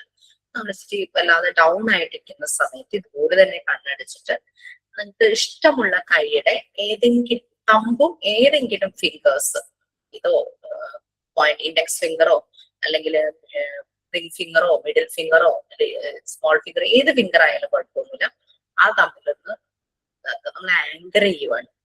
അപ്പൊ നമ്മളിങ്ങനെ കണ്ണടച്ചിട്ട് നമുക്ക് വളരെ ഹാപ്പിനെസ് അല്ലെങ്കിൽ നമ്മൾക്ക് വളരെ പ്രൗഡ് ഫീൽ ചെയ്ത ഒരു മെമ്മറി മനസ്സിലേക്ക് കൊണ്ടുവരിക. കൊണ്ടുവന്നിട്ട് ആ മെമ്മറി ഇങ്ങനെ മനസ്സിലിങ്ങനെ നിറയ്ക്കുക. നമുക്ക് അതിനെ കുറിച്ച് ഓർക്കുമ്പോൾ നമുക്ക് വളരെ സന്തോഷം പ്രൗഡ് ഫീൽ ചെയ്യുമ്പോൾ നമ്മൾ ഈ വിരല് നല്ല പോലെ തന്നെ പ്രസ് ചെയ്യും. അപ്പൊ നമ്മൾ ആ ഡൗൺ ആയിരുന്നതിൽ നിന്ന് നമുക്കൊരു ചേഞ്ച് അങ്ങനെ വരും. അങ്ങനെ അങ്ങനെ കുറച്ച് കാര്യങ്ങൾ, ചെറിയ ചെറിയ കാര്യങ്ങളാ. ചിലപ്പോൾ 10 മിനിറ്റ് കൊണ്ട് എനിക്ക് ഇതെല്ലാം തന്നെ നമുക്ക് ചെയ്ത് നോക്കാനായിട്ട് പറ്റും. ആ ഒരു നിങ്ങൾക്ക് കോൺസെൻട്രേഷൻ കിട്ടുന്നില്ല, അങ്ങനത്തെ ഒരു പ്രശ്നം ഉണ്ടെങ്കിൽ സൗണ്ട് ഫോക്കസ് ചെയ്യാം. നമുക്കറിയാം വളരെ ഡിസ്ട്രാക്റ്റഡ് ആയിട്ടുള്ള ഒരു എൻവയോൺമെന്റിലാണ് നമ്മൾ ജീവിക്കുന്നത്. അടുത്തടുത്ത് വീടുകളായിരിക്കും, റോഡ് ഉണ്ടാകും, വണ്ടികളുടെ ഹോണടി ശബ്ദം, വീടുകളിൽ നിന്ന് പല പല അല്ലെങ്കിൽ എന്തെങ്കിലും ഫാക്ടറി ഉണ്ടോ അല്ലെങ്കിൽ എന്തെങ്കിലും അങ്ങനത്തെ സ്ഥാപനങ്ങളൊക്കെ ഉണ്ടെങ്കിൽ അവിടെ നിന്നൊക്കെയുള്ള ശബ്ദം. വീട്ടിൽ തന്നെയാണെങ്കിലും ചിലപ്പോൾ എന്തെങ്കിലും അല്ലെങ്കിൽ അടുത്ത വീടുകളിൽ എന്തെങ്കിലും പണി നടക്കും, വീട്ടിൽ കുട്ടികള് കളിക്കുന്നു, അങ്ങനെ പല പല ശബ്ദങ്ങളും നമുക്ക് കേൾക്കാനായിട്ട് പറ്റും അല്ലെ. അപ്പൊ നമ്മൾ എന്താ ചെയ്യേണ്ടതെന്ന് വെച്ചാൽ കണ്ണടച്ചിരുന്നിട്ട് നമ്മൾ ഈ ശബ്ദം മുഴുവൻ ശ്രദ്ധിക്കുക. അപ്പൊ എനിക്ക് ഇപ്പൊ കണ്ണടച്ചിരുന്ന് കഴിഞ്ഞാൽ എനിക്ക് കേൾക്കുന്ന ശബ്ദം എന്ന് പറഞ്ഞു കഴിഞ്ഞാല് ഫാൻ കറങ്ങുന്ന ശബ്ദമുണ്ട്, പിന്നെ എന്റെ പുറകിലുള്ള കലണ്ടർ ഇങ്ങനെ ഫാനിന്റെ കാറ്റിൽ ചിലപ്പോൾ ഭിത്തിയിലേക്ക് തട്ടിയിട്ട് അതിന്റെ ഒച്ചയൊക്കെ. അപ്പൊ നമ്മൾ ശ്രദ്ധിക്കുമ്പോൾ മൈന്യൂട്ട് ശബ്ദങ്ങൾ വരെ നമുക്ക് കിട്ടും. നമ്മുടെ കോൺസെൻട്രേഷൻ പവർ കൂട്ടാനായിട്ട് പറ്റും. ഞാൻ ഒരു കോഴ്സ് അറ്റൻഡ് ചെയ്തിട്ടുണ്ടായിരുന്നു. ആ കോഴ്സ് കഴിഞ്ഞു, കരിയർ മെന്റർ എന്നുള്ള കോഴ്സ് ആയിരുന്നു. അത് കഴിഞ്ഞിട്ട് അതിൽ തന്നെ ഞാൻ ഒരു ഹിപ്നോസിസ്, സെൽഫ് ഹിപ്നോസിസ് എന്നൊരു കോഴ്സ് ചെയ്തു. അപ്പൊ എല്ലാവരും ഒരു സ്യൂഡോ സയൻസ്, ഞാനും സയന്റിഫിക് ആണെന്ന് ധരിച്ചിരുന്നില്ല ഹിപ്നോസിസ്. പക്ഷെ ആ ഹിപ്നോസിസ് അല്ല ഇത്, നമ്മളെ റിഫ്രഷ് ചെയ്യുന്നതാണ് സെൽഫ് ഹിപ്നോസിസ്. നമ്മുടെ ചലഞ്ചസ്, എന്റെ ഏറ്റവും വലിയ ചലഞ്ച് ഞാൻ തന്നെയായിരുന്നു. എന്നെ പുറകോട്ട് വലിക്കുന്ന ആള് ഞാൻ തന്നെയായിരുന്നു. അപ്പൊ നമ്മുടെ ആ ചലഞ്ചസിന്, അതായത് ചിലർക്ക് ഡ്രൈവിംഗ് ലൈസൻസ് ഉണ്ടായിരിക്കും പക്ഷെ വണ്ടി ഓടിക്കില്ല. അങ്ങനെ നമ്മള് ആ ലിമിറ്റിംഗ് ബിലീഫ്സിനെയൊക്കെ നമ്മൾ അങ്ങ് മറികടന്ന് നമ്മുടെ ഓരോരോ കൊച്ചു കൊച്ചു ഗോളായിട്ട് നമ്മൾ അച്ചീവ് ചെയ്യാനായിട്ട് നമ്മളെ ഹെൽപ്പ് ചെയ്യുന്ന ഒരു കോഴ്സ് ആയിരുന്നു. അതിനാണ് ഞാൻ ഇതൊക്കെ പഠിച്ചത്. അപ്പൊ ഞാൻ സാറിനോട് പറഞ്ഞിരുന്നു, സാർ ഞാൻ എന്റെ റിഫ്ലക്ഷൻസ് ആണ് എന്റെ മുന്നിലിരിക്കുന്ന കുട്ടികളിൽ കാണുന്നത്. ഞാൻ ഇങ്ങനെ മോണ്ടിസോറി ട്രെയിനറാണ്. അപ്പൊ പലപ്പോഴും പലരും അവരുടെ എക്സ്പീരിയൻസ് ഷെയർ ചെയ്യുമ്പോൾ ഇത് ഞാൻ തന്നെയാണോ എന്ന് എനിക്ക് തോന്നിയിട്ടുണ്ട്. സാർ തീർച്ചയായിട്ടും അവർക്കും കൂടെ ഇത് പറഞ്ഞു കൊടുക്കുമെന്ന് സാർ എന്നോട് പറഞ്ഞു. അപ്പൊ അതാണ് ഞാൻ ഇങ്ങനെ ഷെയർ ചെയ്യുന്നത് കേട്ടോ. അപ്പൊ അത് ഒത്തിരി മാറ്റങ്ങൾ വരുത്തി. പിന്നെ എന്താണെന്ന് വെച്ചാല് നമുക്ക് ഈ ലോജിക്കൽ തിങ്കിങ് ഉണ്ടെങ്കിലും ഇങ്ങനെയൊക്കെ ഇരുന്ന് അങ്ങനെ കിട്ടുമോ എന്നൊരു ഇത് വന്നു കഴിഞ്ഞാൽ നമുക്ക് അതിലേക്ക് എത്താൻ ഭയങ്കര പാടാണ്. അപ്പൊ നമ്മൾ അത്രയും റിലാക്സ്ഡ് ആണ്. ചിലർക്ക് ആ ലോജിക്കൽ തിങ്കിങ് കുറവാണെങ്കിൽ അവർ പെട്ടെന്ന് തന്നെ ആ ഒരു മെഡിറ്റേഷൻ ഒക്കെ ചെയ്യുമ്പോൾ ആ ഒരു ഇതിലേക്ക് എത്തപ്പെടും. അതൊക്കെ നമ്മുടെ ഒരു മെന്റൽ ആ ഒരു സ്റ്റെബിലിറ്റിയും ഹെൽത്തും പിന്നെ ഇമോഷൻസിനെ നമുക്ക് കൺട്രോൾ ചെയ്യാനായിട്ട് പറ്റും, ഇമോഷൻസിനെ റെഗുലേറ്റ് ചെയ്യാനായിട്ട് പറ്റും. ഈ പറഞ്ഞ പോലെ ഹാർട്ട് ബീറ്റ്സ് കൊടുക്കും, നമുക്കത് നോർമൽ റേറ്റിലേക്ക് കൊണ്ടുവരാൻ പറ്റും. നല്ല ഉറക്കം കിട്ടും. ഇതൊക്കെ നിങ്ങൾക്ക് കൊച്ചുകുട്ടികൾക്ക്, നിങ്ങൾക്ക് കുട്ടികള് എക്സാം ടൈമിലൊക്കെ ഭയങ്കര ടെൻഷനിലായിരിക്കും, വലിയ കുട്ടികളൊക്കെ ആവുമ്പോൾ. അപ്പൊ അവർക്കൊക്കെ നമുക്കത് പറഞ്ഞു കൊടുക്കാം. വളരെ കുറഞ്ഞ സമയം മതി, 2-3 മിനിറ്റ്സ് നമുക്ക് തന്നെ വിളിച്ചു. അപ്പൊ അങ്ങനെ നമുക്കൊരു ട്രാൻസ്ഫോർമേഷൻ നടക്കും. നമ്മുടെ ഫേസ് മാറും, ഭയങ്കര ഗ്ലോ ആയിരിക്കും, മേക്കപ്പിന്റെ ഒന്നും ആവശ്യം, നിങ്ങളുടെ ചിരി നന്നാവും. അതാണ് അതിന്റെ ഒരു ഏറ്റവും, നമ്മൾ ആ ഉള്ളിൽ നിന്ന് കറക്റ്റ് അത് നല്ലപോലെ പുറത്തേക്ക് വരും. ഇതൊക്കെ ഒന്ന് ട്രൈ ചെയ്യും. നമ്മുടെ ഒരു സെൽഫ് കെയർ തന്നെയാണിത്. നമ്മൾ ഭയങ്കര പ്ലസന്റ് ആയിട്ട് ചിരിച്ച്, ആ ഒരു ഫേക്ക് സ്മൈൽ അല്ല കേട്ടോ ഞാൻ ഉദ്ദേശിച്ചത്, നല്ല നമ്മുടെ ഉള്ളിൽ നിന്ന് വരുന്നത് കാണുമ്പോൾ നമ്മുടെ വീട്ടിലുള്ളവർക്കും തന്നെ സന്തോഷമായിരിക്കും. വീട്ടിലും നല്ലൊരു ക്ലൈമറ്റ്, അല്ലെങ്കിൽ നമ്മൾ എപ്പോഴും ഇങ്ങനെ ഫ്രസ്ട്രേറ്റഡ് ആയിട്ട് ജോലി തിരക്ക്, എനിക്ക് സമയം കിട്ടുന്നില്ല, അങ്ങനെ ഇങ്ങനെ ഒന്ന് ഷെഡ്യൂൾ ചെയ്യും, ടു ഡു ലിസ്റ്റ് ചെയ്യുക. എല്ലാവരും കുഞ്ഞു കുഞ്ഞു കാര്യങ്ങൾ എന്നിട്ട് പ്രയോറിറ്റൈസ് ചെയ്യുക. ഇതിൽ ഞാൻ ചെയ്യേണ്ടാത്തത് ഏതാണ്? അതായത് ചിലപ്പോൾ നമ്മൾ കുറെ നേരം സോഷ്യൽ മീഡിയ യൂസ് ചെയ്യുമായിരിക്കും. എനിക്ക് വാട്സപ്പ് മാത്രമേ ഉള്ളൂ. അപ്പോ അത് പേഴ്സണൽ കോണ്ടാക്ട്സ്, ഇതുപോലെ തന്നെ നിങ്ങൾ കുട്ടികളായിട്ടുള്ളതും, പിന്നെ പല പല ഗ്രൂപ്പ് ആവശ്യമുള്ള കുറെ അങ്ങനെ ആവശ്യമില്ലാന്ന് തോന്നിയതൊക്കെ ഞാൻ എക്സിറ്റ് ആയി. പിന്നെ അതുപോലെ തന്നെ എൻ്റെ ഒരു ശീലം, യൂട്യൂബിൽ ചുമ്മാ വീഡിയോസ് കാണും. കുക്കിംഗ് വീഡിയോസ് ആണ് കൂടുതൽ കാണുന്നത്. അങ്ങനെ പിന്നെ ഹോം ഡെക്കോർ അങ്ങനത്തെ കാര്യങ്ങളൊക്കെയാണ് അപ്പൊ അതിനുള്ള ടൈം കുറച്ചു. അങ്ങനെ നമ്മൾ പ്രയോറിറ്റൈസ് ചെയ്യുക. ഞാൻ വേണ്ടാത്ത കാര്യങ്ങൾ എന്താണ്, അതൊക്കെ ആവശ്യമില്ലാത്ത ആപ്പുകൾ ഡിലീറ്റ് ചെയ്യുക, ആവശ്യമില്ലാത്ത ഗ്രൂപ്പുകളിൽ നിന്നും സ്വയമേ അങ്ങ് ഇറങ്ങുക. ആവശ്യമുള്ളത് നിൽക്കണമല്ലോ. ഡിജിറ്റൽ ഡീക്ലട്ടറിങ്ങിന്റെ ഭാഗമായിട്ട് ആവശ്യമുള്ളതൊക്കെ കളയാന്നുള്ളതല്ല, ആവശ്യമില്ലാന്ന് തോന്നുന്നത് ചില ആപ്പുകൾ, അതൊക്കെ അങ്ങ് കളയുക. ആവശ്യമുള്ള ആപ്പുകൾ, ഫോൺ അങ്ങ് ക്ലീൻ ആവും അപ്പോഴേക്കും. ഓക്കെ, അപ്പൊ ഇതൊക്കെ ഒന്ന് ട്രൈ ചെയ്യുക. നമ്മളുടെ ഒരു സെൽഫ് കെയർ, നമ്മളുടെ മെന്റൽ ഹെൽത്ത്, അതിനൊക്കെ ഉള്ളത് തന്നെയാണ്. ഓക്കെ, ഇപ്പൊ നമുക്ക് ബാക്ക് ടു ക്ലാസ്. പിയാജെ പറഞ്ഞു എന്നാണ് എന്റെ ഒരു ഓർമ്മ. റിക്സന്റെ 4 എണ്ണമാണോ പറഞ്ഞു? ആണോ? അതോ 8 പറഞ്ഞില്ലല്ലോ? എനിക്ക് 4 എണ്ണം പറഞ്ഞ ഒരു ഓർമ്മ പറഞ്ഞു. 4 പറഞ്ഞോളൂ എന്നാണ്. പിയാഷെ പറഞ്ഞിരുന്നോ? അത് പറഞ്ഞിട്ടില്ലായിരിക്കും അല്ലെ? നിങ്ങൾക്ക് ഓർമ്മ? എനിക്ക് ഓർമ്മയില്ല.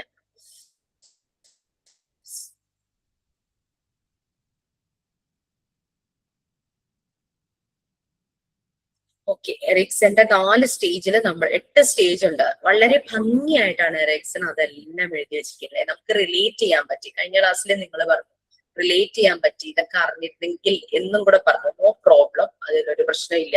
കുട്ടികൾ വലുതായി, ഞാൻ അവരെ ചെറുപ്പത്തിൽ. ഇപ്പൊ നമ്മളപ്പോ ഡബിൾ അല്ലെങ്കിൽ ട്രിപ്പിൾ 4 ടൈംസ് ഒരു കെയറും അവരുടെ കാര്യങ്ങൾ ശ്രദ്ധിച്ചാലും മതി. കാരണം നമ്മൾ കണ്ടിട്ടില്ലേ, ചില കുട്ടികൾ ഭയങ്കര എന്താ പറയാ തെമ്മാടികളാണെന്നുള്ള രീതിയിൽ ഇങ്ങനെ സ്കൂളില് ഒരു ടീച്ചർ വന്നു കഴിയുമ്പോൾ നല്ല വ്യത്യാസം വരുന്നത്. ചെറിയ ക്ലാസ് തുടങ്ങി അവര് മാനേജ് ചെയ്യാൻ പറ്റുന്നില്ല, അങ്ങനെ ഇങ്ങനെ ടീച്ചേഴ്സ് ഒക്കെ അങ്ങനെ കംപ്ലൈന്റ് ചെയ്യുമായിരിക്കും.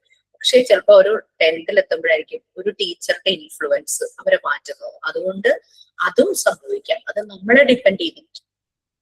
ശരിയാണ്, ചെറുപ്പത്തിലാണ് അവരുടെ എല്ലാ ഫൗണ്ടേഷൻസും അവിടെ തുടങ്ങി ശ്രദ്ധിക്കണം എന്നുള്ളത് ശരി തന്നെയാണ്. പക്ഷെ നമുക്ക് അവിടെ ഒന്നും ചെയ്യാൻ പറ്റാത്ത ഒരു സാഹചര്യം വന്നു കഴിഞ്ഞാൽ പിന്നെ നമ്മൾക്ക് ഇൻഫ്ലുവൻസ് ചെയ്യാൻ പറ്റുന്ന രീതിയിലേക്ക് കാര്യങ്ങൾ വന്നു കഴിഞ്ഞാൽ ഡെഫിനറ്റ്ലി ആ കുട്ടിയിലും ചേഞ്ചസ് ഉണ്ടാകും. അങ്ങനെ ഇൻഫ്ലുവൻസ് ചെയ്യാൻ പറ്റുന്നവർ വളരെ റെയർ ആണ്. But we can do that. ഇപ്പൊ നമ്മുടെ സ്റ്റേജ് 1 നമ്മൾ പറഞ്ഞിരുന്നു. കുഞ്ഞല്ല, ഇൻഫാൻസി, ശിശു, ആ ബർത്ത് തുടങ്ങി 18 months. ആ സമയത്ത് എന്ന് പറഞ്ഞു കഴിഞ്ഞാൽ വളരെ ഡിപ്പെൻഡന്റ് ആണ് കുട്ടിയുടെ എല്ലാ കാര്യങ്ങളും ചെയ്തു കൊടുക്കാൻ ആരെങ്കിലും വേണം. അത് കെയറോടുകൂടി ചെയ്തു കൊടുക്കുന്ന ഒരാളാകുമ്പോൾ കുട്ടിക്ക് അവിടെ പ്രതീക്ഷയാണ്, കോൺഫിഡൻസ് ആണ്. യെസ്, എനിക്ക് സമയത്ത് ചെയ്യാൻ ആളുണ്ട്. അപ്പൊ ആ ഒരു ട്രസ്റ്റ്, ആ ഒരു ബോണ്ടിങ് ആ ഒരു ഏജിൽ തന്നെ ആ കെയർ ഗിവറുമായിട്ടുണ്ടാവുന്നു. നമ്മുടെ നാട്ടിലൊക്കെ ഡെഫിനറ്റ്ലി അത് മദർ തന്നെയായിരിക്കും. പിന്നെ അൺലക്ക് എന്നുള്ള രീതിയിൽ ഏതെങ്കിലും കുട്ടികൾക്ക് അമ്മയെ നഷ്ടപ്പെടുമോ അങ്ങനത്തെ എന്തെങ്കിലും സിറ്റുവേഷൻ ആണെങ്കിൽ മാത്രമാണ് കെയർ ഗിവർ വേറെ ആരെങ്കിലും. നെക്സ്റ്റ് സ്റ്റേജ് 2 ആയിരുന്നു നമ്മൾ പറഞ്ഞത്. അവിടെ എന്ന് പറഞ്ഞു കഴിഞ്ഞാല് നേരത്തെ 1.5 മാസം വരെ ആയിരുന്നു സ്റ്റേജ് 1. 1.5 മാസം തുടങ്ങി 3 വയസ്സ് വരെ, അതായത് കുട്ടി സൊസൈറ്റിയിലേക്ക് ഇറങ്ങാൻ തുടങ്ങുന്നതിന് മുമ്പ്, സ്കൂളിൽ നിന്നുള്ള എൻവയോൺമെന്റിലേക്ക് പോകുന്നതിന് മുമ്പ് വരെ. നമുക്കറിയാം, സ്കൂളിലേക്ക് പോകുമ്പോൾ ഒരു സിസ്റ്റമാറ്റിക് ആണ്. മോർണിംഗ് ഇത്ര മണിക്ക് എണീറ്റ് റെഡിയായി അങ്ങനെ പോകണം, ഇത്ര മണിക്ക് വരും, കറക്റ്റ് ബ്രേക്ക്ഫാസ്റ്റ് കൊടുക്കണം, കറക്റ്റ് ലഞ്ച് കൊടുക്കണം, സമയത്ത് കുളിപ്പിച്ച് നീറ്റാക്കി വിടണം, അങ്ങനെയുള്ള കാര്യങ്ങളെല്ലാം അറിയാം. അപ്പൊ അതുകൊണ്ട് നമ്മൾ കുട്ടിയെ അതിനു മുമ്പേ തന്നെ ട്രെയിൻ ചെയ്യും. പ്രത്യേകിച്ചും ടോയ്ലറ്റ് ട്രെയിനിങ് ആണ് അവിടെ ഒരു മെയിൻ ആക്ഷൻ ആയിട്ട് വരുന്നത്. നമുക്ക് പല രീതിയിൽ അത് പ്രാക്ടീസ് ചെയ്യിക്കാം. പോട്ടി ട്രെയിനിങ് ആ ഒരു രീതിയിൽ ചെയ്യിക്കാം. അങ്ങനെ വരുമ്പോൾ കുട്ടി തന്നെ ടോയ്ലറ്റ് നല്ല രീതിയിൽ യൂസ് ചെയ്യാവുന്ന രീതിയിൽ ഓട്ടോണമി, ആ ഒരു തന്നെത്താനെ ചെയ്യാനുള്ള ഇത് എടുക്കുവാണ്. കാരണം സ്കൂളിൽ ചെല്ലുമ്പോൾ ചില കാര്യങ്ങൾ കുട്ടി തന്നെയാണല്ലോ ചെയ്യേണ്ടത്. അങ്ങനെ ആകാത്ത ആ രീതിയിലൊരു സപ്പോർട്ട് കെയർ ഗിവറുടെ സൈഡിൽ നിന്ന് കിട്ടിയിട്ടില്ലെങ്കിൽ ആ കുട്ടിക്ക് പലപ്പോഴും ടെൻഡൻസി വരുമ്പോൾ, യൂറിനോ മോഷനോ പാസ് ചെയ്യാനുള്ള ടെൻഡൻസി വരുമ്പോൾ കുട്ടിക്ക് പറയാൻ പറ്റാതെ വരുന്നു. അപ്പൊ അത് അറിയാതെ നടക്കുന്നു. അങ്ങനെയൊക്കെ വരുമ്പോൾ ഷെയിം ആവും. ഇവൻ ശരിയായ രീതിയിൽ പ്രാക്ടീസ് കൊടുത്തില്ലെങ്കിൽ പോലും കുട്ടി ആ ഒരു ഏജിൽ ചെയ്യുമ്പോൾ പാരന്റ്സ് കുട്ടിയെ പണിഷ് ചെയ്യുകയോ ഷൗട്ട് ചെയ്യുകയോ ചെയ്യാറുണ്ട്. കുട്ടിക്ക് ഭയങ്കര ഷെയിം വരുവാണ്, ഷെയിം, ഡൗട്ട്ഫുൾ ആവുകയാണ്. സ്വന്തം കാര്യത്തെ കുറിച്ച് സംശയം, ഡൗട്ട്, ഞാൻ ചെയ്ത ഐ ആം നോട്ട് ഗുഡ് എന്നുള്ള ആ ഒരു ഫീല് കുട്ടിയുടെ മനസ്സിൽ വരും. Next stage 3, initiative versus guilt. Preschool years ആണ്, അതായത് 3 to 6 years ആ ഒരു സമയം വരുന്നത് സ്റ്റേജ് 3 വരുന്നത്. അപ്പോ നമുക്ക് ചെറിയ ക്ലാസ്സുകളിൽ ചിലപ്പോൾ കാണാം, ചില കുട്ടികൾ എന്ത് പറയുമ്പോഴേക്കും ആദ്യം ചാടി നിൽക്കും.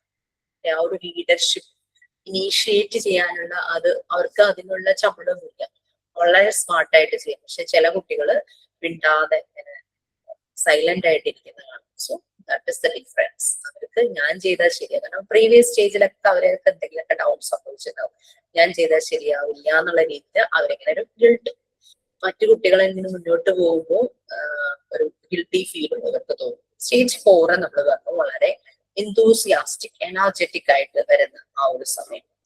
6 years തുടങ്ങി 11 years ക്രിയേറ്റിവിറ്റി കൂടുന്ന ഒരു ടൈമാണ്. ഇമാജിനേഷനും ആ ഒരു കൂടി നിൽക്കുന്ന ഒരു പ്രീ സ്കൂൾ ടൈമിലും അവർക്ക് ക്രിയേറ്റിവിറ്റി ഇമാജിനേഷൻ കൂടുതലാണ്. പക്ഷെ ആ ക്രിയേറ്റിവിറ്റി ഇമാജിനേഷൻ അവര് പല പ്രാക്ടീസിലേക്ക് കാണിക്കുന്ന ഒരു സമയമാണ് സ്റ്റേജ് 4. അവർ വളരെ ഇൻഡസ്ട്രിയസ് ആകും. അതൊന്നും ചെയ്യാത്ത കുട്ടികൾ ഇൻഫീരിയർ ആകും. മറ്റു കുട്ടികൾ മുന്നോട്ട് ഇപ്പം ക്വിസ് കോമ്പറ്റീഷൻ അല്ലെങ്കിൽ എക്സിബിഷൻസ് ഒക്കെ നടത്തുന്നു, കുറെ മോഡൽസ് ഉണ്ടാക്കുന്നു. അങ്ങനെ വളരെ ഇൻഡസ്ട്രിയസ് ആയിട്ട് കുറെ കുട്ടികൾ മുന്നോട്ട് പോകുന്നു. ഇതൊന്നും ചെയ്യാത്ത കുട്ടികൾ ഒതുങ്ങി മാറിയിരിക്കുന്നു, ഇൻഫീരിയർ ആയിട്ട് ഇരിക്കും. നെക്സ്റ്റ് സ്റ്റേജ് 5 ആണ്. ഐഡന്റിറ്റി വേഴ്സ് കൺഫ്യൂഷൻ, ടീനേജ് ആണ് സ്റ്റേജ് 5. ഒരു പീക്ക് ടൈം 12 വയസ്സ് തുടങ്ങിയിട്ട് 18 വയസ്സ് വരെ ടീനേജ്. പാരന്റ്സ് ഒത്തിരി ടെൻഷൻ, പ്രത്യേകിച്ച് മദേഴ്സിനാണ് ആ ഒരു ടൈമിൽ ടെൻഷൻ. ആ ഒരു പ്രായം ഒന്ന് കടന്നു കിട്ടിയെങ്കിൽ എന്ന് എല്ലാ പാരന്റ്സും പറയുന്നത് കേൾക്കാം, പ്രത്യേകിച്ച് ആ ഒരു സമയത്ത് അവർ ഭയങ്കര കോൺഷ്യസ് ആണ്. വസ്ത്രധാരണത്തിലാണെങ്കിലും ശരി, അവരുടെ ഹെയർ സ്റ്റൈല്, അങ്ങനെ പല പല കാര്യങ്ങളിലും അവർ കോൺഷ്യസ് ആണ്. പെട്ടെന്ന് അവർ ഷൈ ആകും. ആരെങ്കിലും എന്തെങ്കിലും കളിയാക്കിയാൽ അവരെ അത് വല്ലാതെ ബാധിക്കുന്നു. സസെപ്റ്റിബിലിറ്റി കൂടിയ ഒരു ടൈം. എന്തും ഇവരെ അഫക്റ്റ് ചെയ്യും. ദേഷ്യം പെട്ടെന്ന് വരാം, അങ്ങനെ പെട്ടെന്ന് ചാടിക്കടിച്ച് ചിന്തിക്കാതെയുള്ള പ്രവർത്തികൾ, അങ്ങനെ അങ്ങനെയൊക്കെയുള്ള ഒരു ടൈമാണ് ഈ ഒരു ടീനേജ്. ആ ഒരു ടൈമിലാണ് അവരവരുടെ ഐഡന്റിറ്റി തിരിച്ചറിയുന്നത്. ശരിക്കും പേഴ്സണാലിറ്റി ഡെവലപ്മെന്റിന്റെ കുറച്ചൊരു പീക്ക് ആവുന്ന ഒരു ടൈം. അവരുടെ ഐഡന്റിറ്റി അവർ തിരിച്ചറിയുന്നത്. യെസ്, ഞാൻ ഇതിലാണ് നല്ലത്, അങ്ങനെ ഒരു രീതിയിൽ ഒരു ഐഡന്റിറ്റി വരും. അത് ഫിസിക്കലി ആണെങ്കിലും മെന്റലി ആണെങ്കിലും. പിന്നെ കൺഫ്യൂഷൻസ് വരും. ഇത് ശരിയാണോ തെറ്റാണോ, ആ രീതിയിൽ അവർക്ക് ആ റൈറ്റ് റോങ് എന്നുള്ളത് കറക്റ്റ്, ഒരു ഡിസിഷൻ മേക്കിംഗ് കറക്റ്റ് എടുക്കാൻ പറ്റാത്ത രീതിയിൽ. അപ്പൊ നമ്മളുടെ ഒരു സപ്പോർട്ട് നല്ല രീതിയിലുണ്ടെങ്കിൽ ആ ഒരു കാര്യത്തിൽ അവര് നല്ല പോലെ മുന്നോട്ട് വരും. അല്ലെങ്കിൽ അവർക്ക് ഫുൾ ടൈം കൺഫ്യൂഷൻസ് ആയിരിക്കും. സ്റ്റേജ് 6 എന്ന് പറയുമ്പോൾ ഒരു 18 years തുടങ്ങി ഒരു 40 years വരെ യങ് അഡൽട്ട്. അവിടെ ഓപ്പോസിറ്റ് സെക്സിനോടുള്ള ഇന്റിമസി കൂടും. അങ്ങനെ ഒരു ലവ് റിലേഷൻഷിപ്പിലേക്കൊക്കെ പോകാനുള്ള സാധ്യത. ഏജ് ആവുമ്പോഴേക്കും നല്ല രീതിയിലാണ് പോകുന്നെങ്കിൽ നല്ലൊരു ലൈഫ് സെറ്റിലാകും, കരിയർ സെറ്റിലാകും, അങ്ങനത്തെ കാര്യങ്ങളൊക്കെ വരും. അല്ലാത്ത ഇതൊന്നും ആകാത്ത ഒരാള്, ലൈക്ക് ഒരു പാർട്ട്ണർ ഇല്ല, കരിയറിലൊന്നും ഒന്നുമില്ല, അങ്ങനെയൊക്കെ വരുമ്പോ അവര് ഐസൊലേറ്റഡ് ആയിരിക്കും. അവരങ്ങനെ മറ്റ് പലതിനെ ഡിപ്പെൻഡ് ചെയ്യും. ജീവിച്ചിട്ട് എന്തിനാ, അങ്ങനത്തെ രീതിയിലുള്ള തോട്ടൊക്കെ അവരുടെ ഉള്ളിൽ വരും. സ്റ്റേജ് 7 എന്ന് പറയുമ്പോൾ ജനറേറ്റിവിറ്റി വേഴ്സ് സ്റ്റാഗ്നേഷൻ. സ്റ്റേജ് 7 അവരൊരു മിഡിൽ ഏജ് ആണ്. 40 വയസ്സ് തുടങ്ങി 65 എന്നൊക്കെ പറയുമ്പോൾ ഫാമിലിയായി, വീടായി, കുട്ടികളായി, കുട്ടികളുടെ ഒരു പഠിത്തം, അത് ഏർലി 40-ല് കുറച്ചൊരു 50+ 60+ ഒക്കെ ആവുമ്പോഴേക്കും കുട്ടികൾ സെറ്റിൽ ആവുന്നു. അങ്ങനത്തെ പല കാര്യങ്ങളും വരും. നല്ല രീതിയിൽ ആ ഒരു ജനറേറ്റിവിറ്റി വരും. നല്ല രീതിയിൽ അവര് മുന്നോട്ട് ഡെവലപ്പ് ചെയ്തു പോകുന്നു. അല്ലാത്തവര് അതൊരു തരിപ്പണമായ ഒരു അവസ്ഥ, ഒന്നും ആയിട്ടില്ല, നല്ല വീടായില്ല, ജോലിയായില്ല, ലൈഫ് നല്ല രീതിയിൽ പോകുന്നില്ല, കുട്ടികളെ ഒരിടത്തും എത്തിക്കാൻ പറ്റിയില്ല, അല്ലെങ്കിൽ അങ്ങനെയുള്ള രീതിയിൽ ഒരു തകർന്ന പോലത്തെ ഒരു അവസ്ഥ. സ്റ്റേജ് 8 എന്ന് പറഞ്ഞു കഴിഞ്ഞാൽ ലൈഫ് സ്പാൻ്റെ ഒരു ലാസ്റ്റ് സ്റ്റേജ്, ഓൾഡർ അഡൽട്ട്ഹുഡ്. നല്ല രീതിയിൽ അത്രയും സ്റ്റേജസ് പോയി, ഫാമിലി വെൽ സെറ്റിൽഡ്, കുട്ടികളെല്ലാം നല്ല രീതിയിലൊക്കെ പഠിച്ച് നല്ലൊരു ലൈഫായി, ഒരു വിശ്രമ ജീവിതം ശരിക്കും നല്ലപോലെ എൻജോയ് ചെയ്യാൻ പറ്റും അങ്ങനെയുള്ളവർക്ക്.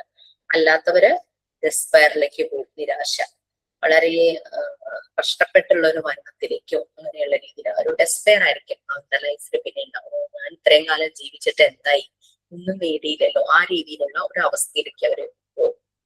ഇതാണ് എറിക്സൺ 8 സ്റ്റേജസ് ആയിട്ട് എറിക്സൺ എഴുതിയത്. അത് നമുക്ക് കുറെയൊക്കെ റിലേറ്റ് ചെയ്യാൻ പറ്റും. നമ്മുടെ മുന്നിൽ ഇതുപോലുള്ള പല നമ്മുടെ ലൈഫിലെ കുറെ കാര്യങ്ങള് ഒക്കെ നമുക്ക് ഇതുമായിട്ട് കണക്ട് ചെയ്യാനായിട്ട് പറ്റും, അല്ലെ? നമുക്ക് ഓരോ സ്റ്റേജിലും കുട്ടികളെ, അല്ലെങ്കിൽ നമ്മളുടെ ലൈഫിന്റെ ഓരോ സ്റ്റേജിൽ, ഇതിൽ ഏതെങ്കിലും ഒരു സ്റ്റേജിലായിരിക്കും നമ്മളിപ്പോ, അല്ലെങ്കിൽ ഏതെങ്കിലും ഒരു സ്റ്റേജിലേക്ക് കടക്കാൻ പോയിട്ടുണ്ടാവും നമ്മള്. നമുക്കും അതെല്ലാം കാര്യങ്ങൾ ശ്രദ്ധിക്കാം. എറിക്സന്റെ സൈക്കോ സോഷ്യൽ ഡെവലപ്മെന്റ് തിയറി ആയിരുന്നു ഇത്, അല്ലെ? Erikson psycho social development. ഇതിനും കുറെ പേര് വിമർശിച്ചിട്ടൊക്കെ ഉണ്ട്. നല്ല രീതിയിലൊന്നും ഡിസ്ക്രൈബ് ചെയ്തിട്ടില്ല, ഇങ്ങനെ കുറെ കൂടെ കാര്യങ്ങൾ ഇതിനകത്ത് ഇൻവോൾവ് ചെയ്യിക്കാമായിരുന്നു. പക്ഷെ വട്ട് എവർ ഇറ്റ് ബി, നമുക്ക് കാര്യങ്ങൾ മനസ്സിലാക്കാനും റിലേറ്റ് ചെയ്യാനായിട്ട് പറ്റി അല്ലെ?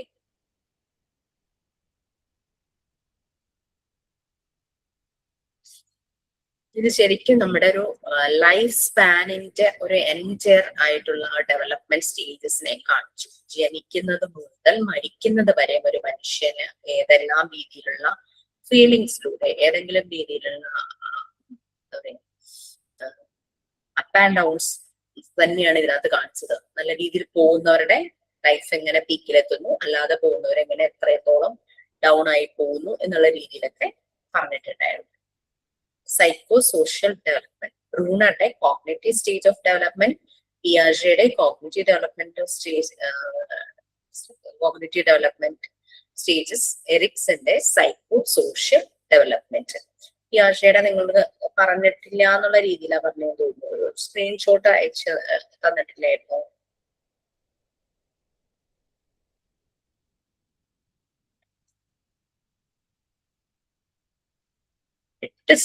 നാല് സ്റ്റേജ് ആയിട്ടാണ് പിയാജെ നമുക്ക് കുട്ടികളുടെ cognitive development stage, 4 stages of development ആണ് പിയാജെയുടെ. അപ്പോ പിയാജെ പറഞ്ഞത് ബർത്ത് തുടങ്ങി 2 വയസ്സ് വരെ സെൻസറി മോട്ടർ സ്റ്റേജ് ആണെന്നാണ് പറഞ്ഞത്. അതായത് കുട്ടികള് സെൻസസും മൂവ്മെന്റും യൂസ് ചെയ്തിട്ടാണ് കാര്യങ്ങൾ മനസ്സിലാകുന്നത്. നമ്മുടെ ബ്രൂണർ പറഞ്ഞതുപോലെ തന്നെ സെൻസസ്, അതായത് ആക്ഷൻസിലൂടെയാണ് അവർ കാര്യങ്ങൾ മനസ്സിലാക്കുന്നത്. പിന്നെ അവർക്ക് ആ സമയത്ത് സംസാരിക്കാനൊന്നും പറ്റില്ലല്ലേ. അപ്പൊ അവരവരുടെ സെൻസസ് അത് കേൾക്കുന്നു. എന്തെങ്കിലും കേൾക്കുമ്പോ ഭയങ്കര ശ്രദ്ധയാണ്. കാണുന്നത്, മൂവ് ചെയ്യുന്നത് ഇങ്ങനെ ശ്രദ്ധിക്കും. കളറ് കാണുമ്പോൾ ശ്രദ്ധിക്കും. എന്തെങ്കിലും ശബ്ദം കേട്ട് കഴിഞ്ഞാൽ അത് ശ്രദ്ധിക്കും. പപ്പയുടെ വണ്ടിയുടെ ശബ്ദം പെട്ടെന്ന് അവർ ഐഡന്റിഫൈ ചെയ്യും. ഓടി ഇഴഞ്ഞോ എന്നെ കുത്തിയോ എങ്ങനെയാന്ന് വെച്ചാൽ അങ്ങോട്ടേക്ക് എത്തും അല്ലെ. ആ ഒരു രീതിയിൽ അവരവരുടെ സെൻസസ് യൂസ് ചെയ്തിട്ടാണ് പല കാര്യങ്ങളും അറിയുന്നത്. പിന്നെ മൂവ്മെന്റ്സിലൂടെയും അവർ പല കാര്യങ്ങളും, അങ്ങനെയാണ് അവര് ഓരോ കാര്യങ്ങളും മനസ്സിലാക്കുന്നത്. ഇനി സെക്കൻഡ് സ്റ്റേജ് ആയിട്ട് പിയാജെ പറഞ്ഞതാണ് പ്രീ ഓപ്പറേഷണൽ സ്റ്റേജ്. 2 വയസ്സ് തുടങ്ങി 7 വയസ്സ് വരെയുള്ള കുട്ടികളുടെ ആ ഒരു സ്റ്റേജാണ് പ്രീ ഓപ്പറേഷണൽ സ്റ്റേജ് ആയിട്ട് പറഞ്ഞത്. 2 to 7 years എന്ന് പറയുമ്പോൾ നമ്മുടെ പ്രീ സ്കൂൾ സ്റ്റേജ് അതിന്റെ ഇടയ്ക്ക് വരുന്നതാണ് അല്ലെ, 3 to 6. ഈ ഒരു സമയത്താണ് അവരുടെ എല്ലാ കാര്യങ്ങളുടെയും ഫൗണ്ടേഷൻ ലേ ചെയ്യുന്നത്. ലാംഗ്വേജ് ആയാലും ഇമോഷൻ ആയാലും സോഷ്യലൈസ് ചെയ്യുന്ന കാര്യങ്ങളാണെങ്കിലും മൂവ്മെന്റിന്റെ ആണെങ്കിലും മസിൽ ഡെവലപ്മെന്റ് എല്ലാത്തിന്റെ ഫൗണ്ടേഷൻ സ്ട്രോങ് ആകുന്ന ഒരു ടൈമാണ് ഈ പ്രീ ഓപ്പറേഷണൽ സ്റ്റേജ് എന്ന് പറയുന്നത്. 2 to 7 years അവർക്ക് ലാംഗ്വേജ് ഉണ്ടാവും. പിന്നെ സിംബോളിക് ആയിട്ട് അവർ കാര്യങ്ങൾ മനസ്സിലാക്കും. പക്ഷെ എന്നാലും ലോജിക്കൽ ആയിട്ടുള്ള തിങ്കിങ് ഒന്നും അവർക്ക് ഉണ്ടാവില്ല. അവർക്കത് മനസ്സിലാവില്ല. ലോജിക്കൽ തിങ്കിങ് ഇങ്ങനെ പോയാൽ അങ്ങനെ പറ്റും എന്നൊന്നും അവർക്ക് മനസ്സിലാക്കാൻ പറ്റില്ല. മഴ പെയ്തില്ലെങ്കിൽ എന്ത് പറ്റും എന്നൊക്കെ ഒരു 4 വയസ്സുകാരോടൊക്കെ ചോദിച്ചു കഴിഞ്ഞാൽ അവരുടെയൊക്കെ മറുപടി ഭയങ്കര രസമായിരിക്കും. അങ്ങനെ ലോജിക്കൽ തിങ്കിങ് ഒന്നും, അതായത് അവർ ബുദ്ധിപരമായി കൂടുതലായിട്ട് കാര്യങ്ങളെ അനലൈസ് ചെയ്ത് ചിന്തിക്കാൻ അവരെ കൊണ്ട് യുക്തിചിന്ത അല്ലെ മലയാളത്തിൽ പറയുവാണെങ്കിൽ അതൊന്നും അവർക്ക് ആയിട്ടുള്ള പ്രായം. മറ്റുള്ളവരുടെ അഡൾട്ട് എങ്ങനെയാണോ അവരുടെ മുന്നിൽ കാര്യങ്ങൾ അവതരിപ്പിക്കുന്നത് അങ്ങനെ മറ്റുള്ളവരുടെ പെർസ്പെക്ടിലൂടെയാണ് അവർ കാണുന്നത്. ആന ഇങ്ങനെ ലിപ്പം മുളകുന്നപ്പോ അവര് നമ്മുടെ പെർസ്പെക്ടിലൂടെ ആ ഒരു ജീവിയെ കുറിച്ച് മനസ്സിലാക്കും. 3ാമത്തെ സ്റ്റേജ് ആയിട്ട് പിയാജെ പറഞ്ഞത് കോൺക്രീറ്റ് ഓപ്പറേഷണൽ സ്റ്റേജ് ആണ്. 7 years തുടങ്ങി 11 years വരെ.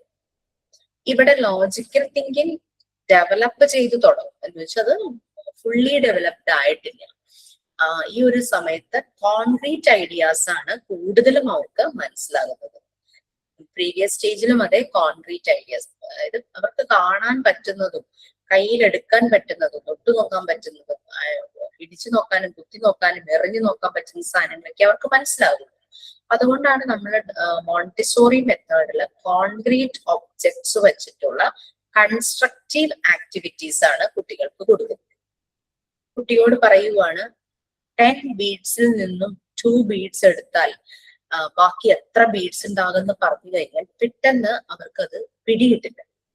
അതിന് അവരുടെ കയ്യിൽ 10 ബീഡ്സ് കൊടുത്തിട്ട് 2 ബീഡ്സ് അവർ മാറ്റി വെച്ച് നോക്കുമ്പോൾ ബാലൻസ് കൗണ്ട് ചെയ്താലേ അവർക്കത് പെട്ടെന്ന് പറയാൻ പറ്റും. അതാണ് കോൺക്രീറ്റ് ഐഡിയാസ് ആണ് അവർക്ക് പെട്ടെന്ന് അനലൈസ് ചെയ്ത് പിടികിട്ടുള്ളൂ. നമുക്ക് ആ ഒരു ഒബ്സർവേഷൻ അങ്ങനത്തെ കാര്യങ്ങളൊക്കെ കറക്റ്റ് നോക്കി മനസ്സിലാക്കി അവർക്ക് പറയാൻ പറ്റും. നെക്സ്റ്റ് ഫൈനൽ സ്റ്റേജ് ആണ് നാലാമത്തെ ഫോർമൽ ഓപ്പറേഷണൽ സ്റ്റേജ്. 12 വയസ്സ് തുടങ്ങി മുകളിലേക്ക്. അപ്പൊ അവർക്ക് ലോജിക്കൽ തിങ്കിങ് നല്ലപോലെ ഡെവലപ്പ് ആയിട്ടുണ്ട്. അവർക്ക് അബ്സ്ട്രാക്ട് തിങ്കിങ്ങും വരും. അതായത് ഇല്ലാത്തൊരു കാര്യം അവർക്ക് മനസ്സിൽ വിഷ്വലൈസ് ചെയ്തിട്ട് അവർക്ക് അത് പറയാൻ. ഇപ്പൊ ഇവരോട് 10 ബീഡ്സ് നിന്ന് 2 ബീഡ്സ് എടുത്താൽ ബാക്കി എത്രയാണെന്ന് വെച്ചാൽ അവർ വളരെ കറക്റ്റ് ആയിട്ട് അവർക്ക് ബീഡ്സ് ഒന്നും വേണ്ട, ആലോചിച്ച് അവരതിന് മറുപടി പറയും. മനസ്സിൽ അവർ കാൽക്കുലേഷൻസ് തുടങ്ങും. അപ്പൊ ഈ പിയാഷെ ചെയ്ത ഒരു കാര്യം എന്താണെന്ന് വെച്ചാൽ പിയാഷെ എല്ലാം മാത്തമാറ്റിക്സുമായിട്ട് കണക്ട് ചെയ്തിട്ടാണ് ഓരോ ഡെവലപ്മെന്റ് സ്റ്റേജും എക്സ്പ്ലെയിൻ ചെയ്തിരുന്നത്. അതായത് പിയാഷെയുടെ ഒരു പ്രശ്നമായിട്ട് പറഞ്ഞത് എല്ലാ ഏരിയയുമായിട്ട് കണക്ട് ചെയ്ത് അദ്ദേഹം എക്സ്പ്ലെയിൻ ചെയ്തില്ല. അദ്ദേഹം കൂടുതലും മാത്തമാറ്റിക്കൽ ഏരിയയുമായിട്ട് കണക്ട് ചെയ്ത് പറഞ്ഞു. പിന്നെ വളരെ സിസ്റ്റമാറ്റിക് ആയിട്ട് ഈ ഏജ് തുടങ്ങി ഏജ് വരെ ഇങ്ങനെ തന്നെ വേണം ആ ഒരു രീതിയിൽ പറഞ്ഞുപോയി. അപ്പോ ക്രിട്ടിസൈസ് ചെയ്തവരെ പറഞ്ഞെന്താന്ന് വെച്ച് കഴിഞ്ഞാൽ പിയാഷെയുടെ ലൈഫ് സ്റ്റൈൽ എന്ന് പറഞ്ഞു കഴിഞ്ഞാൽ പിയാഷെ ഒറ്റ കുട്ടിയായിരുന്നു, ലോൺലി ചൈൽഡ് ആയിരുന്നു. അപ്പൊ പിയാഷെയുടെ ഫാമിലിയില് ആ ഒരു രീതിയിൽ കൂടുതൽ സോഷ്യലൈസ് ചെയ്തിട്ടില്ല. പുറം ലോകവുമായിട്ട് കൂടുതൽ കണക്ഷൻ ഒന്നും ഇല്ലാതെ ആ വീട്ടിലെ ഒരു പർട്ടിക്കുലർ ഡിസിപ്ലിനിൽ വളരുന്ന ഒരു കുട്ടിയാണ് പിയാഷെ. അപ്പൊ പിയാഷെയുടെ എക്സ്പീരിയൻസ് വെച്ചിട്ടാണ് അദ്ദേഹം ഈ ഡെവലപ്മെന്റ് സ്റ്റേജസ് എഴുതിയത്. അതേസമയം വിഗ്ഡോസ്കിയും എറിക്സണും ഒക്കെ അവര് സോഷ്യലൈസ് ചെയ്യുമ്പോഴാണ് കുട്ടികളിൽ ഡെവലപ്മെന്റ് വരുന്നത് എന്നുള്ള രീതിയിലാണ് അവര് കാര്യങ്ങൾ ചെയ്തത്. അവര് വളരെ സോഷ്യലി കണക്റ്റഡ് ആയിട്ടുള്ള ഒരു ഫാമിലിയിൽ നിന്നാണ് അവര് വന്നത്. അതുകൊണ്ടാണ് അവരങ്ങനെ എഴുതിയത്. അപ്പൊ ഓരോരുത്തരും അവരുടെ എക്സ്പീരിയൻസ് വെച്ചിട്ടാണ് ഈ കാര്യങ്ങളെല്ലാം എഴുതിയെന്നാണ് ക്രിട്ടിസൈസ് ചെയ്തതും റിസർച്ച് ചെയ്ത ആൾക്കാരും അനലൈസ് ചെയ്ത ആൾക്കാരും പറഞ്ഞത്. അത് തന്നെയായാലും നമ്മൾക്ക് കാര്യങ്ങൾ കൂടുതൽ മനസ്സിലാകുന്നുണ്ട് അല്ലെ. കുട്ടികളെ കുറച്ചുകൂടെ നിങ്ങൾ ഒബ്സർവ് ചെയ്താൽ നിങ്ങൾക്ക് മനസ്സിലാകും എന്തൊക്കെയാണ് ഇങ്ങനെയൊക്കെയാണ് കാര്യങ്ങൾ. അപ്പൊ നമ്മുടെ കുട്ടികളുടെ തന്നെയും ചില കാര്യങ്ങൾ നമുക്ക് റിലേറ്റ് ചെയ്യാനായിട്ട് പറ്റും.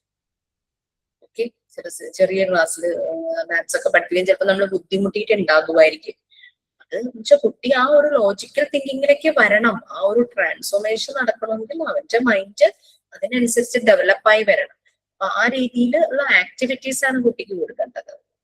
കുട്ടിയുടെ മുന്നിൽ 5 ചോക്ലേറ്റ് വെച്ചിട്ട് 2 നിന്റെ ഫ്രണ്ട്സിന് കൊടുത്താൽ ബാക്കി നിന്റെ കയ്യിൽ എത്രയുണ്ടെന്ന് ചോദിച്ചാൽ വളരെ ഈസി ആയിട്ട് ഐ ഹാവ് 3 എന്ന് പറയാനായിട്ട് ആ കുട്ടിക്ക് പറയാൻ പറ്റും. അതേസമയം ഇതൊന്നും ഇല്ലാതെ കുട്ടി ഇങ്ങനെ നമ്മളെ പോലെ അവസാനം അഡൾട്ട് ചിന്തിക്കുന്ന പോലെ തന്നെ ആ രീതിയിൽ തന്നെ നമ്മൾക്ക് കുട്ടിയുടെ അടുത്ത് ഒരു റെസ്പോൺസ് കിട്ടണം എന്ന് നമുക്ക് വാശി പിടിക്കാൻ പറ്റില്ലല്ലോ. നമ്മൾ എംപത്തറ്റിക് ആയിരിക്കണം. നമ്മുടെ കുട്ടിയുടെ സ്ഥാനത്ത് അവന്റെ പ്രായം ഇതാണ്. ചിലപ്പോൾ ചിലർക്ക് ആ ഒരു ലോജിക്കൽ തിങ്കിങ് ടൈം എടുക്കും. ഇതാണ് പിയാഷെയുടെ വർക്കുകള്.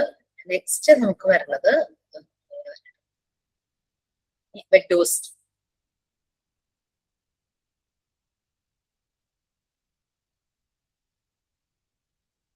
ലെവ് വിഗ്ഡോസ്കി. വിഗ്ഡോസ്കി എന്ന് പറഞ്ഞു കഴിഞ്ഞാൽ അദ്ദേഹം എങ്ങനെയാണോ, എനിക്ക് പേര് പ്രൊനൗൺസിയേഷൻ ഞാൻ വളരെ ബാഡാണ് കേട്ടോ, പ്രശ്നം ഉണ്ടെങ്കിൽ എന്നെ കറക്റ്റ് ചെയ്തോളൂ. നമുക്ക് ഒരു റഷ്യൻ സൈക്കോളജിസ്റ്റ് ആണ് ലെവ് വിഗ്ഡോസ്കി. അദ്ദേഹം സോഷ്യോ കൾച്ചറൽ തിയറിയാണ് അദ്ദേഹത്തിന്റെ. ഓരോരുത്തരും മുപ്പിട്ട പേര് ബ്രൂണറുടെയും പിയാഷെയുടെയും cognitive development stages, Erikson psycho social development, Vygotsky socio cultural theory.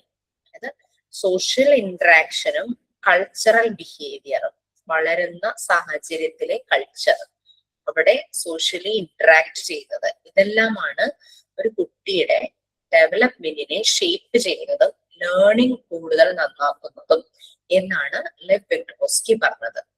Socialisation correct ആയിരിക്കും. കാരണം എന്താന്ന് വെച്ചാല് കുട്ടികള് ഒറ്റയ്ക്കല്ലല്ലോ പഠിക്കുന്നത് അല്ലെ. സ്കൂളില് അവർ കുറെ കുട്ടികളുമായിട്ട് മിങ്കിൾ ചെയ്തിരുന്നാണ് പഠിക്കുന്നത്.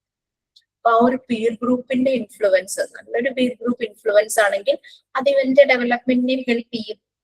ഒരു സോഷ്യൽ ഇന്ററാക്ഷൻ ഡെഫിനറ്റ്ലി ഒരു വ്യക്തിയെ ഡെവലപ്പ് ചെയ്യുന്നതിൽ ഹെൽപ്പ് ചെയ്യും. അപ്പൊ നമ്മളും ഇവിടെ ഒരു സോഷ്യൽ ഇന്ററാക്ഷൻ ഉണ്ട്.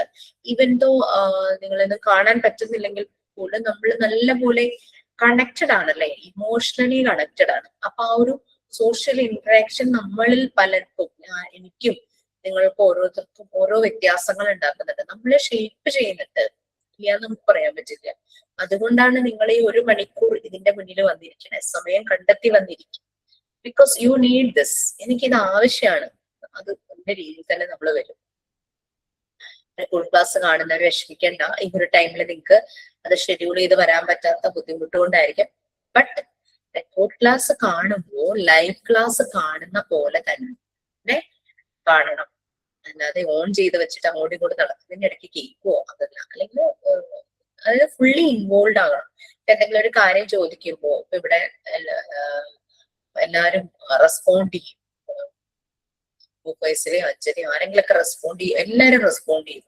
അപ്പൊ നിങ്ങളും അതിനൊപ്പം റെസ്പോണ്ട് ചെയ്യും. പക്ഷെ ലൈവ് ക്ലാസ്സിലാണ് ഇരിക്കുന്നതെന്നുള്ള രീതിയിൽ തന്നെ കാണും. അപ്പൊ ആ ഒരു വ്യത്യാസം മനസ്സിലാവും. ഇതുവരെയും റെക്കോർഡ് ക്ലാസ് കണ്ട് ചിലപ്പോൾ ബോറടിച്ചവർക്ക് കുറച്ചുകൂടെ ഇൻട്രസ്റ്റ് തോന്നും ആ ഒരു രീതിയിൽ റെക്കോർഡ് ക്ലാസ് കാണുവാണെങ്കിൽ. അങ്ങനെ കണ്ടാലേ നമുക്ക് അതിന്റെ ഒരു എഫക്റ്റ് ഉണ്ടാവുള്ളൂ കേട്ടോ. അപ്പൊ Lev Vygotsky socio cultural theory, അതാണ് ഡെവലപ്മെന്റ്, ഒരു കുട്ടിയുടെ ഡെവലപ്മെന്റിന് വേണ്ടിയിട്ട് അദ്ദേഹം പോസ്റ്റുലേറ്റ് ചെയ്തിരുന്ന സോഷ്യോ കൾച്ചറൽ തിയറി. സോഷ്യൽ ഇന്ററാക്ഷനും കൾച്ചറൽ ഫാക്ടേഴ്സുമാണ് ഒരു കുട്ടിയുടെ ഡെവലപ്മെന്റിന് ഹെൽപ്പ് ചെയ്യുന്നത്. അത് അക്കാദമിക്സ് ആണെങ്കിലും ശരി, പേഴ്സണൽ ആണെങ്കിലും ശരി. അപ്പൊ ആ ഒരു കുട്ടിയുടെ ഗ്രോത്ത് എന്ന് പറയുന്നത്, ഒരു വ്യക്തി ഗ്രോത്ത് എന്ന് പറയുന്നത് ഇന്ററാക്ട് ചെയ്യുന്ന ആളുകളെ ഡിപ്പെൻഡ് ചെയ്തിരിക്കും. വളരെ അറിവുള്ള ആളുകളുമായിട്ട് ഇന്ററാക്ട് ചെയ്യുമ്പോൾ ശരിയല്ലേ, നമുക്കും അങ്ങനെ അറിവുള്ള ആളുകളുമായിട്ട് കുറച്ചു നേരം സംസാരിക്കുമ്പോൾ നമുക്കൊരു പോസിറ്റീവ് എനർജി കിട്ടും. കുറെ കാര്യങ്ങൾ നമുക്ക് മനസ്സിലാക്കാനായിട്ട് പറ്റും. ചിലപ്പോൾ അത് നമ്മുടെ തന്നെ ഏജിലുള്ളവരായിരിക്കാം, നമ്മുടെ ടീച്ചേഴ്സ് ആയിരിക്കാം, നമ്മളുടെ പാരന്റ്സ് ആയിരിക്കാം, അതുപോലെ തന്നെ മറ്റ് മേഖലകളിലുള്ള ആരെങ്കിലും ആയിരിക്കാം. ഈ ഒരു ഇദ്ദേഹത്തിന്റെ സോഷ്യോ കൾച്ചറൽ തിയറി വളരെ അധികം പോപ്പുലറായി. പ്രത്യേകിച്ചും 90s ഒക്കെ ആയപ്പോൾ സ്കൂൾ എഡ്യൂക്കേഷനിലൊക്കെ ഈ ഒരു രീതിയിൽ തന്നെയാണ്. ഇന്ററാക്റ്റീവ് സെഷൻസ് തുടങ്ങിയത് തന്നെ ഈ ഒരു ഇതുമായിട്ട് കണക്ട് ചെയ്തിട്ട്, പണ്ടത്തെ രീതിയിൽ നിന്ന് മാറി കുട്ടികളെയും കൂടെ ഇൻവോൾവ് ചെയ്തിട്ടുള്ള ഒരു ഇന്ററാക്ഷൻ സെഷൻ എന്നുള്ള രീതിയിൽ. നമ്മുടെ മെത്തേഡും അത് തന്നെയാണ് അല്ലെ, ഇന്ററാക്ഷൻ ആ ഒരു രീതിയിലാണ് പോകുന്നത്. അങ്ങനെ ബുദ്ധിപരമായ ഡെവലപ്മെന്റ് ആ ഒരു രീതിയിൽ നമ്മൾ പറയില്ലേ, ഒരു കുട്ടി മാത്രം, കുട്ടി വല്ലാത്ത ഒരു സ്വഭാവമാണെന്നൊക്കെ പാരന്റ്സ് പറയുമ്പോൾ പലപ്പോഴും ഡോക്ടേഴ്സ് തന്നെ ഈവൻ സജസ്റ്റ് ചെയ്യും ഒരു കുട്ടിയും കൂടെ ആകുമോ അത് മാത്രം. രണ്ടാമതൊരു കുട്ടി വരുമ്പോഴേക്കും ആ ഒരു വ്യത്യാസം വരുന്നതാണ്. ഞാൻ ഷെയർ ചെയ്തിട്ടുണ്ടോ എന്നറിയില്ല, ഞാനൊരു മൂവി കാണുന്നുണ്ടായി ഒരിടയ്ക്ക്, സർക്കിട്ട് എന്നുള്ളൊരു മൂവിയാണ്. എനിക്ക് ആസിഫ് അലിയെ ഭയങ്കര ഇഷ്ടമാണ് കേട്ടോ. ആസിഫ് അലിയുടെ മൂവിയാണ്. അങ്ങനെ ഞാനത് കാണാനായിട്ട് പോയി, തിയേറ്ററിൽ പോയാൽ കണ്ടത്. ഒരു സിമ്പിൾ മൂവി, വളരെ കുറച്ച് സമയമുള്ളൂ. Simple movie. ഒരു മോനാണ് അതിനകത്തെ കേന്ദ്ര കഥാപാത്രം. ആ കുട്ടിക്ക് ADHD പ്രോബ്ലം ഉള്ള ഒരു കുട്ടിയാണ്. അതായത് അവന്റെ പ്രോബ്ലം ആയിട്ട് കാണിച്ചത് ഒരു A എന്നുള്ളൊരു ലെറ്റർ ഇങ്ങനെ എഴുതാൻ തുടങ്ങുമ്പോൾ എത്തിക്കഴിഞ്ഞാൽ അവൻ നിർത്തില്ല, പിന്നെ ഇങ്ങനെ വരച്ചുകൊണ്ടേയിരിക്കും. അങ്ങനെ അവനൊരു ലേണിംഗ് ഇഷ്യൂ ഉണ്ട്. അപ്പൊ ഇത് ശരിക്കും അവനെ പഠിപ്പിച്ച സ്കൂള് നല്ലൊരു സ്കൂളായിരുന്നു. കാരണം ടീച്ചേഴ്സിന് മനസ്സിലായി ഇവനൊരു സ്പെഷ്യൽ സപ്പോർട്ട് വേണമെന്നുള്ളത്. ഒരു സെക്കൻഡ്.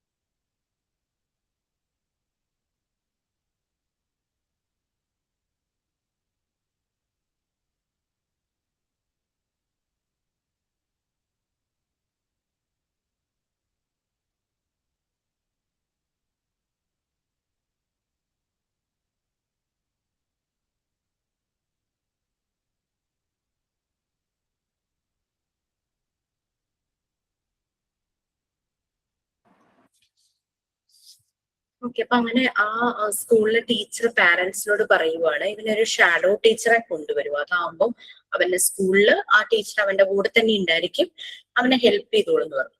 പക്ഷെ പാരന്റ്സ് ഒരിക്കലും കൺവിൻസ്ഡ് ആയില്ല. ഇവന്റെ ഈ പ്രോബ്ലം മറ്റുള്ളവർ അറിയുന്നതിലോ അങ്ങനത്തെ ഒക്കെ പ്രശ്നമൊക്കെ ഉള്ളത് കാരണം ഒരു കുട്ടിയെ വീട്ടിൽ അടച്ചിട്ടിട്ട് പോകും. പാരന്റ്സ് വർക്കിംഗ് ആണ്, അമ്മ നേഴ്സോ അച്ഛൻ ബാങ്കിലോ അങ്ങനെ എന്തോ, ഗൾഫ് കൺട്രി എവിടെയോ ആണ്. അപ്പൊ അങ്ങനെ ഈ കുട്ടീനെ റൂമിൽ അടച്ചിട്ടിട്ടാ പോകുന്നത്. അപ്പൊ ഒരു ദിവസം ആസിഫ് അലി ഈ കുട്ടിയുടെ വീടിനകത്ത് കയറുവാണ്. വേറെ ഒരു ദിവസത്തെ കയറുന്നതാണ്. അപ്പൊ ഈ കുട്ടി മാത്രമേ ഉള്ളൂ. അപ്പൊ അങ്ങനെ ഇവരൊക്കെ രണ്ടുപേർക്കും കൂടെ പുറത്തേക്ക് ഇറങ്ങേണ്ടതായിട്ടുള്ള ഒരു സിറ്റുവേഷൻ വരുന്നു. രണ്ടുപേരും കൂടെ പുറത്തേക്ക് പോകുന്നു. പുറത്തേക്ക് പോകുമ്പോ ഇവൻ ആദ്യമായിട്ട് പുറം ലോകം കാണുക, ആകാശം കാണുക, നക്ഷത്രങ്ങളെ കാണുക. അവന് ഭയങ്കര കൗതുകമായി. അപ്പൊ അവന്റെ ആ ADHDയുടെ എഫക്റ്റ് കുറയുക. അവൻ പുറത്തിറങ്ങി സോഷ്യലൈസ് ചെയ്യുന്നു, കാഴ്ചകൾ കാണുന്നു. അങ്ങനെ വന്നപ്പോ അവന്റെ എഫക്റ്റ് ഇങ്ങനെ കുറഞ്ഞു വരുന്നു. പിന്നെ അവന്റെ താഴെ ഒരു പിന്നെ പാരന്റ്സുമായിട്ട് പിന്നെ വീണ്ടും മീറ്റ് ആകുന്നു. താഴെ ഒരു കുഞ്ഞും കൂടി ഉണ്ടായി കഴിയുമ്പോൾ അവന്റെ വ്യത്യാസങ്ങൾ വരും. അപ്പൊ അത് ശരിക്കും ആ ഒരു അവനിലുണ്ടായ ഒരു ഇൻഫ്ലുവൻസ് ആണ് അല്ലെ, ആ ഒരു സോഷ്യലൈസ് ചെയ്തതിന്റെ. ലോകം കാണാതെ നിൽക്കുന്ന ആ വീടിനുള്ളിൽ മാത്രം കിടന്നൊരു കുട്ടിയുടെ ഒരവസ്ഥയ്ക്ക് മാറ്റം ഉണ്ടാവുക പുറത്തേക്ക് ഇറങ്ങിയപ്പോൾ. അതൊക്കെയാണ് അതിനകത്ത് കാണിക്കുന്നത്. അപ്പൊ നമ്മൾ പലപ്പോഴും നമ്മുടെ വീടുകളില് അല്ലെ, നമ്മള് എല്ലാരും കൂടെ ചേർന്നിരുന്നിട്ട് അന്താക്ഷരി, ഡംഷറാട്സ് അങ്ങനെയുള്ള ആക്ടിവിറ്റീസ് ചെയ്യും. അത് കൂടാതെ ലോഡ് ഷെഡിങ് വന്നതാണ് എല്ലാവരും ആ ടൈം യൂസ് ചെയ്യുമായിരിക്കും. പിന്നെ പ്രെയർ, ഒരുമിച്ചിരുന്ന് ഭക്ഷണം കഴിക്കുന്നത്, അതൊക്കെ ശരിക്കും ആ ഒരു അങ്ങനെയൊക്കെയുള്ള കൾച്ചർ, അതൊരു കൾച്ചർ തന്നെയാണ് അല്ലെ. അതെല്ലാം ഒരു കുട്ടിയുടെ പേഴ്സണാലിറ്റിയും അതുപോലെ തന്നെ കോഗ്നിറ്റീവ് ഡെവലപ്മെന്റിനെയും നല്ല രീതിയിൽ ഇൻഫ്ലുവൻസ് ചെയ്യുന്നു എന്നാണ് ലെവ് വിഗോറ്റ്സ്കി പറഞ്ഞത്. പിന്നെ വീട്ടിലെ ജോലികള് എല്ലാരും കൂടി ചേർന്ന് ഷെയർ ചെയ്ത് ചെയ്യുന്നു, അതെല്ലാം ഇതിന്റെ ഒരു ഭാഗമാണ്. അപ്പം അദ്ദേഹം പറഞ്ഞത് പാരന്റ്സ്, കെയർ ഗീവേഴ്സ്, പീർ ഗ്രൂപ്പ്, അതുപോലെ തന്നെ കൾച്ചർ, ഇതെല്ലാം ഒരു കുട്ടിയുടെ ബ്രെയിൻ ഡെവലപ്പ് ചെയ്യുന്നതിന് ഹെൽപ്ഫുൾ ആണെന്നാണ് പറയുന്നത്. ഹ്യൂമൻ ഡെവലപ്മെന്റ് ഇതുപോലുള്ള സോഷ്യൽ ഇന്ററാക്ഷൻസുമായിട്ട് കണക്റ്റഡ് ആണ്. അപ്പോൾ ഡിഫറെന്റ് കൾച്ചറിലുള്ളവരുടെ ഡെവലപ്മെന്റ് അതുകൊണ്ടാണ് വേരി ചെയ്യുന്നതെന്നാണ് ഇദ്ദേഹം പറഞ്ഞത്. ഒരു സോഷ്യൽ പ്രോസസ് ആണ് ഹ്യൂമൻ ഡെവലപ്മെന്റ് എന്നുള്ളത് എന്നാണ് അദ്ദേഹം എല്ലാം സോഷ്യലൈസേഷനും സോഷ്യൽ ഇന്ററാക്ഷനും കൾച്ചറുമായിട്ട് കണക്ട് ചെയ്തതായിട്ടാണ് പറഞ്ഞത്.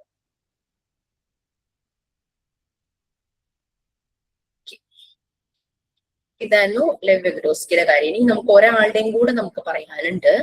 അദ്ദേഹം സിഗ്മണ്ട് ഫ്രോയിഡ്. സൈക്കോളജി എന്ന് കേൾക്കുമ്പോൾ ഫസ്റ്റ് മനസ്സിലേക്ക് വരുന്ന ഒരാളാണ് സിഗ്മണ്ട് ഫ്രോയിഡ്. അദ്ദേഹത്തിന്റെ മകളും മിടുക്കിയായിരുന്നു ആൻ ഫ്രോയിഡ്. നിങ്ങള് ഡിഫൻസ് മെക്കാനിസം എന്നൊരു ചാപ്റ്റർ വരുമ്പോൾ അതിൽ സിഗ്മണ്ട് ഫ്രോയിഡിന്റെയും ആൻ ഫ്രോയിഡിന്റെയും കോൺട്രിബ്യൂഷൻസ് ആണ്, അന്ന ഫ്രോയിഡിന്റെയും കോൺട്രിബ്യൂഷൻസ് ആണ് കൂടുതൽ കാണുന്നത്. സിഗ്മണ്ട് ഫ്രോയിഡിന്റെ അടുത്ത ദിവസം പറയാം കേട്ടോ. ഇത് വിഗോറ്റ്സ്കിയുടെയും ഒക്കെ നമുക്കൊന്നുകൂടെ ഒന്ന് ചെയ്യാം.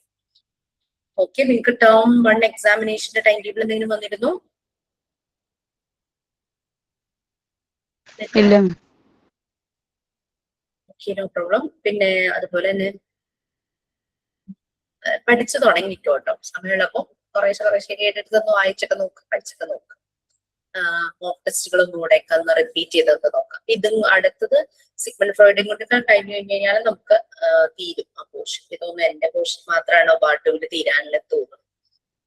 ഓക്കെ, സോ എന്തെങ്കിലും പറയാനുണ്ടോ? സൈൻ ഔട്ട് ഉണ്ടോ? Thank you so much. Thank you, ma'am. Thank you, ma'am. Thank you all. Have a good day. Thank you, ma'am. Ma'am, അസുഖമൊക്കെ മാറിയോ? മാറി. ആശ്വാസമായി തന്നെ പറയാം. അല്ലെങ്കിൽ എന്റെ ശബ്ദം കുറച്ചൊക്കെ തിരിച്ചു വന്നില്ലേ, ശബ്ദമൊക്കെ പോയിരിക്കുകയായിരുന്നു.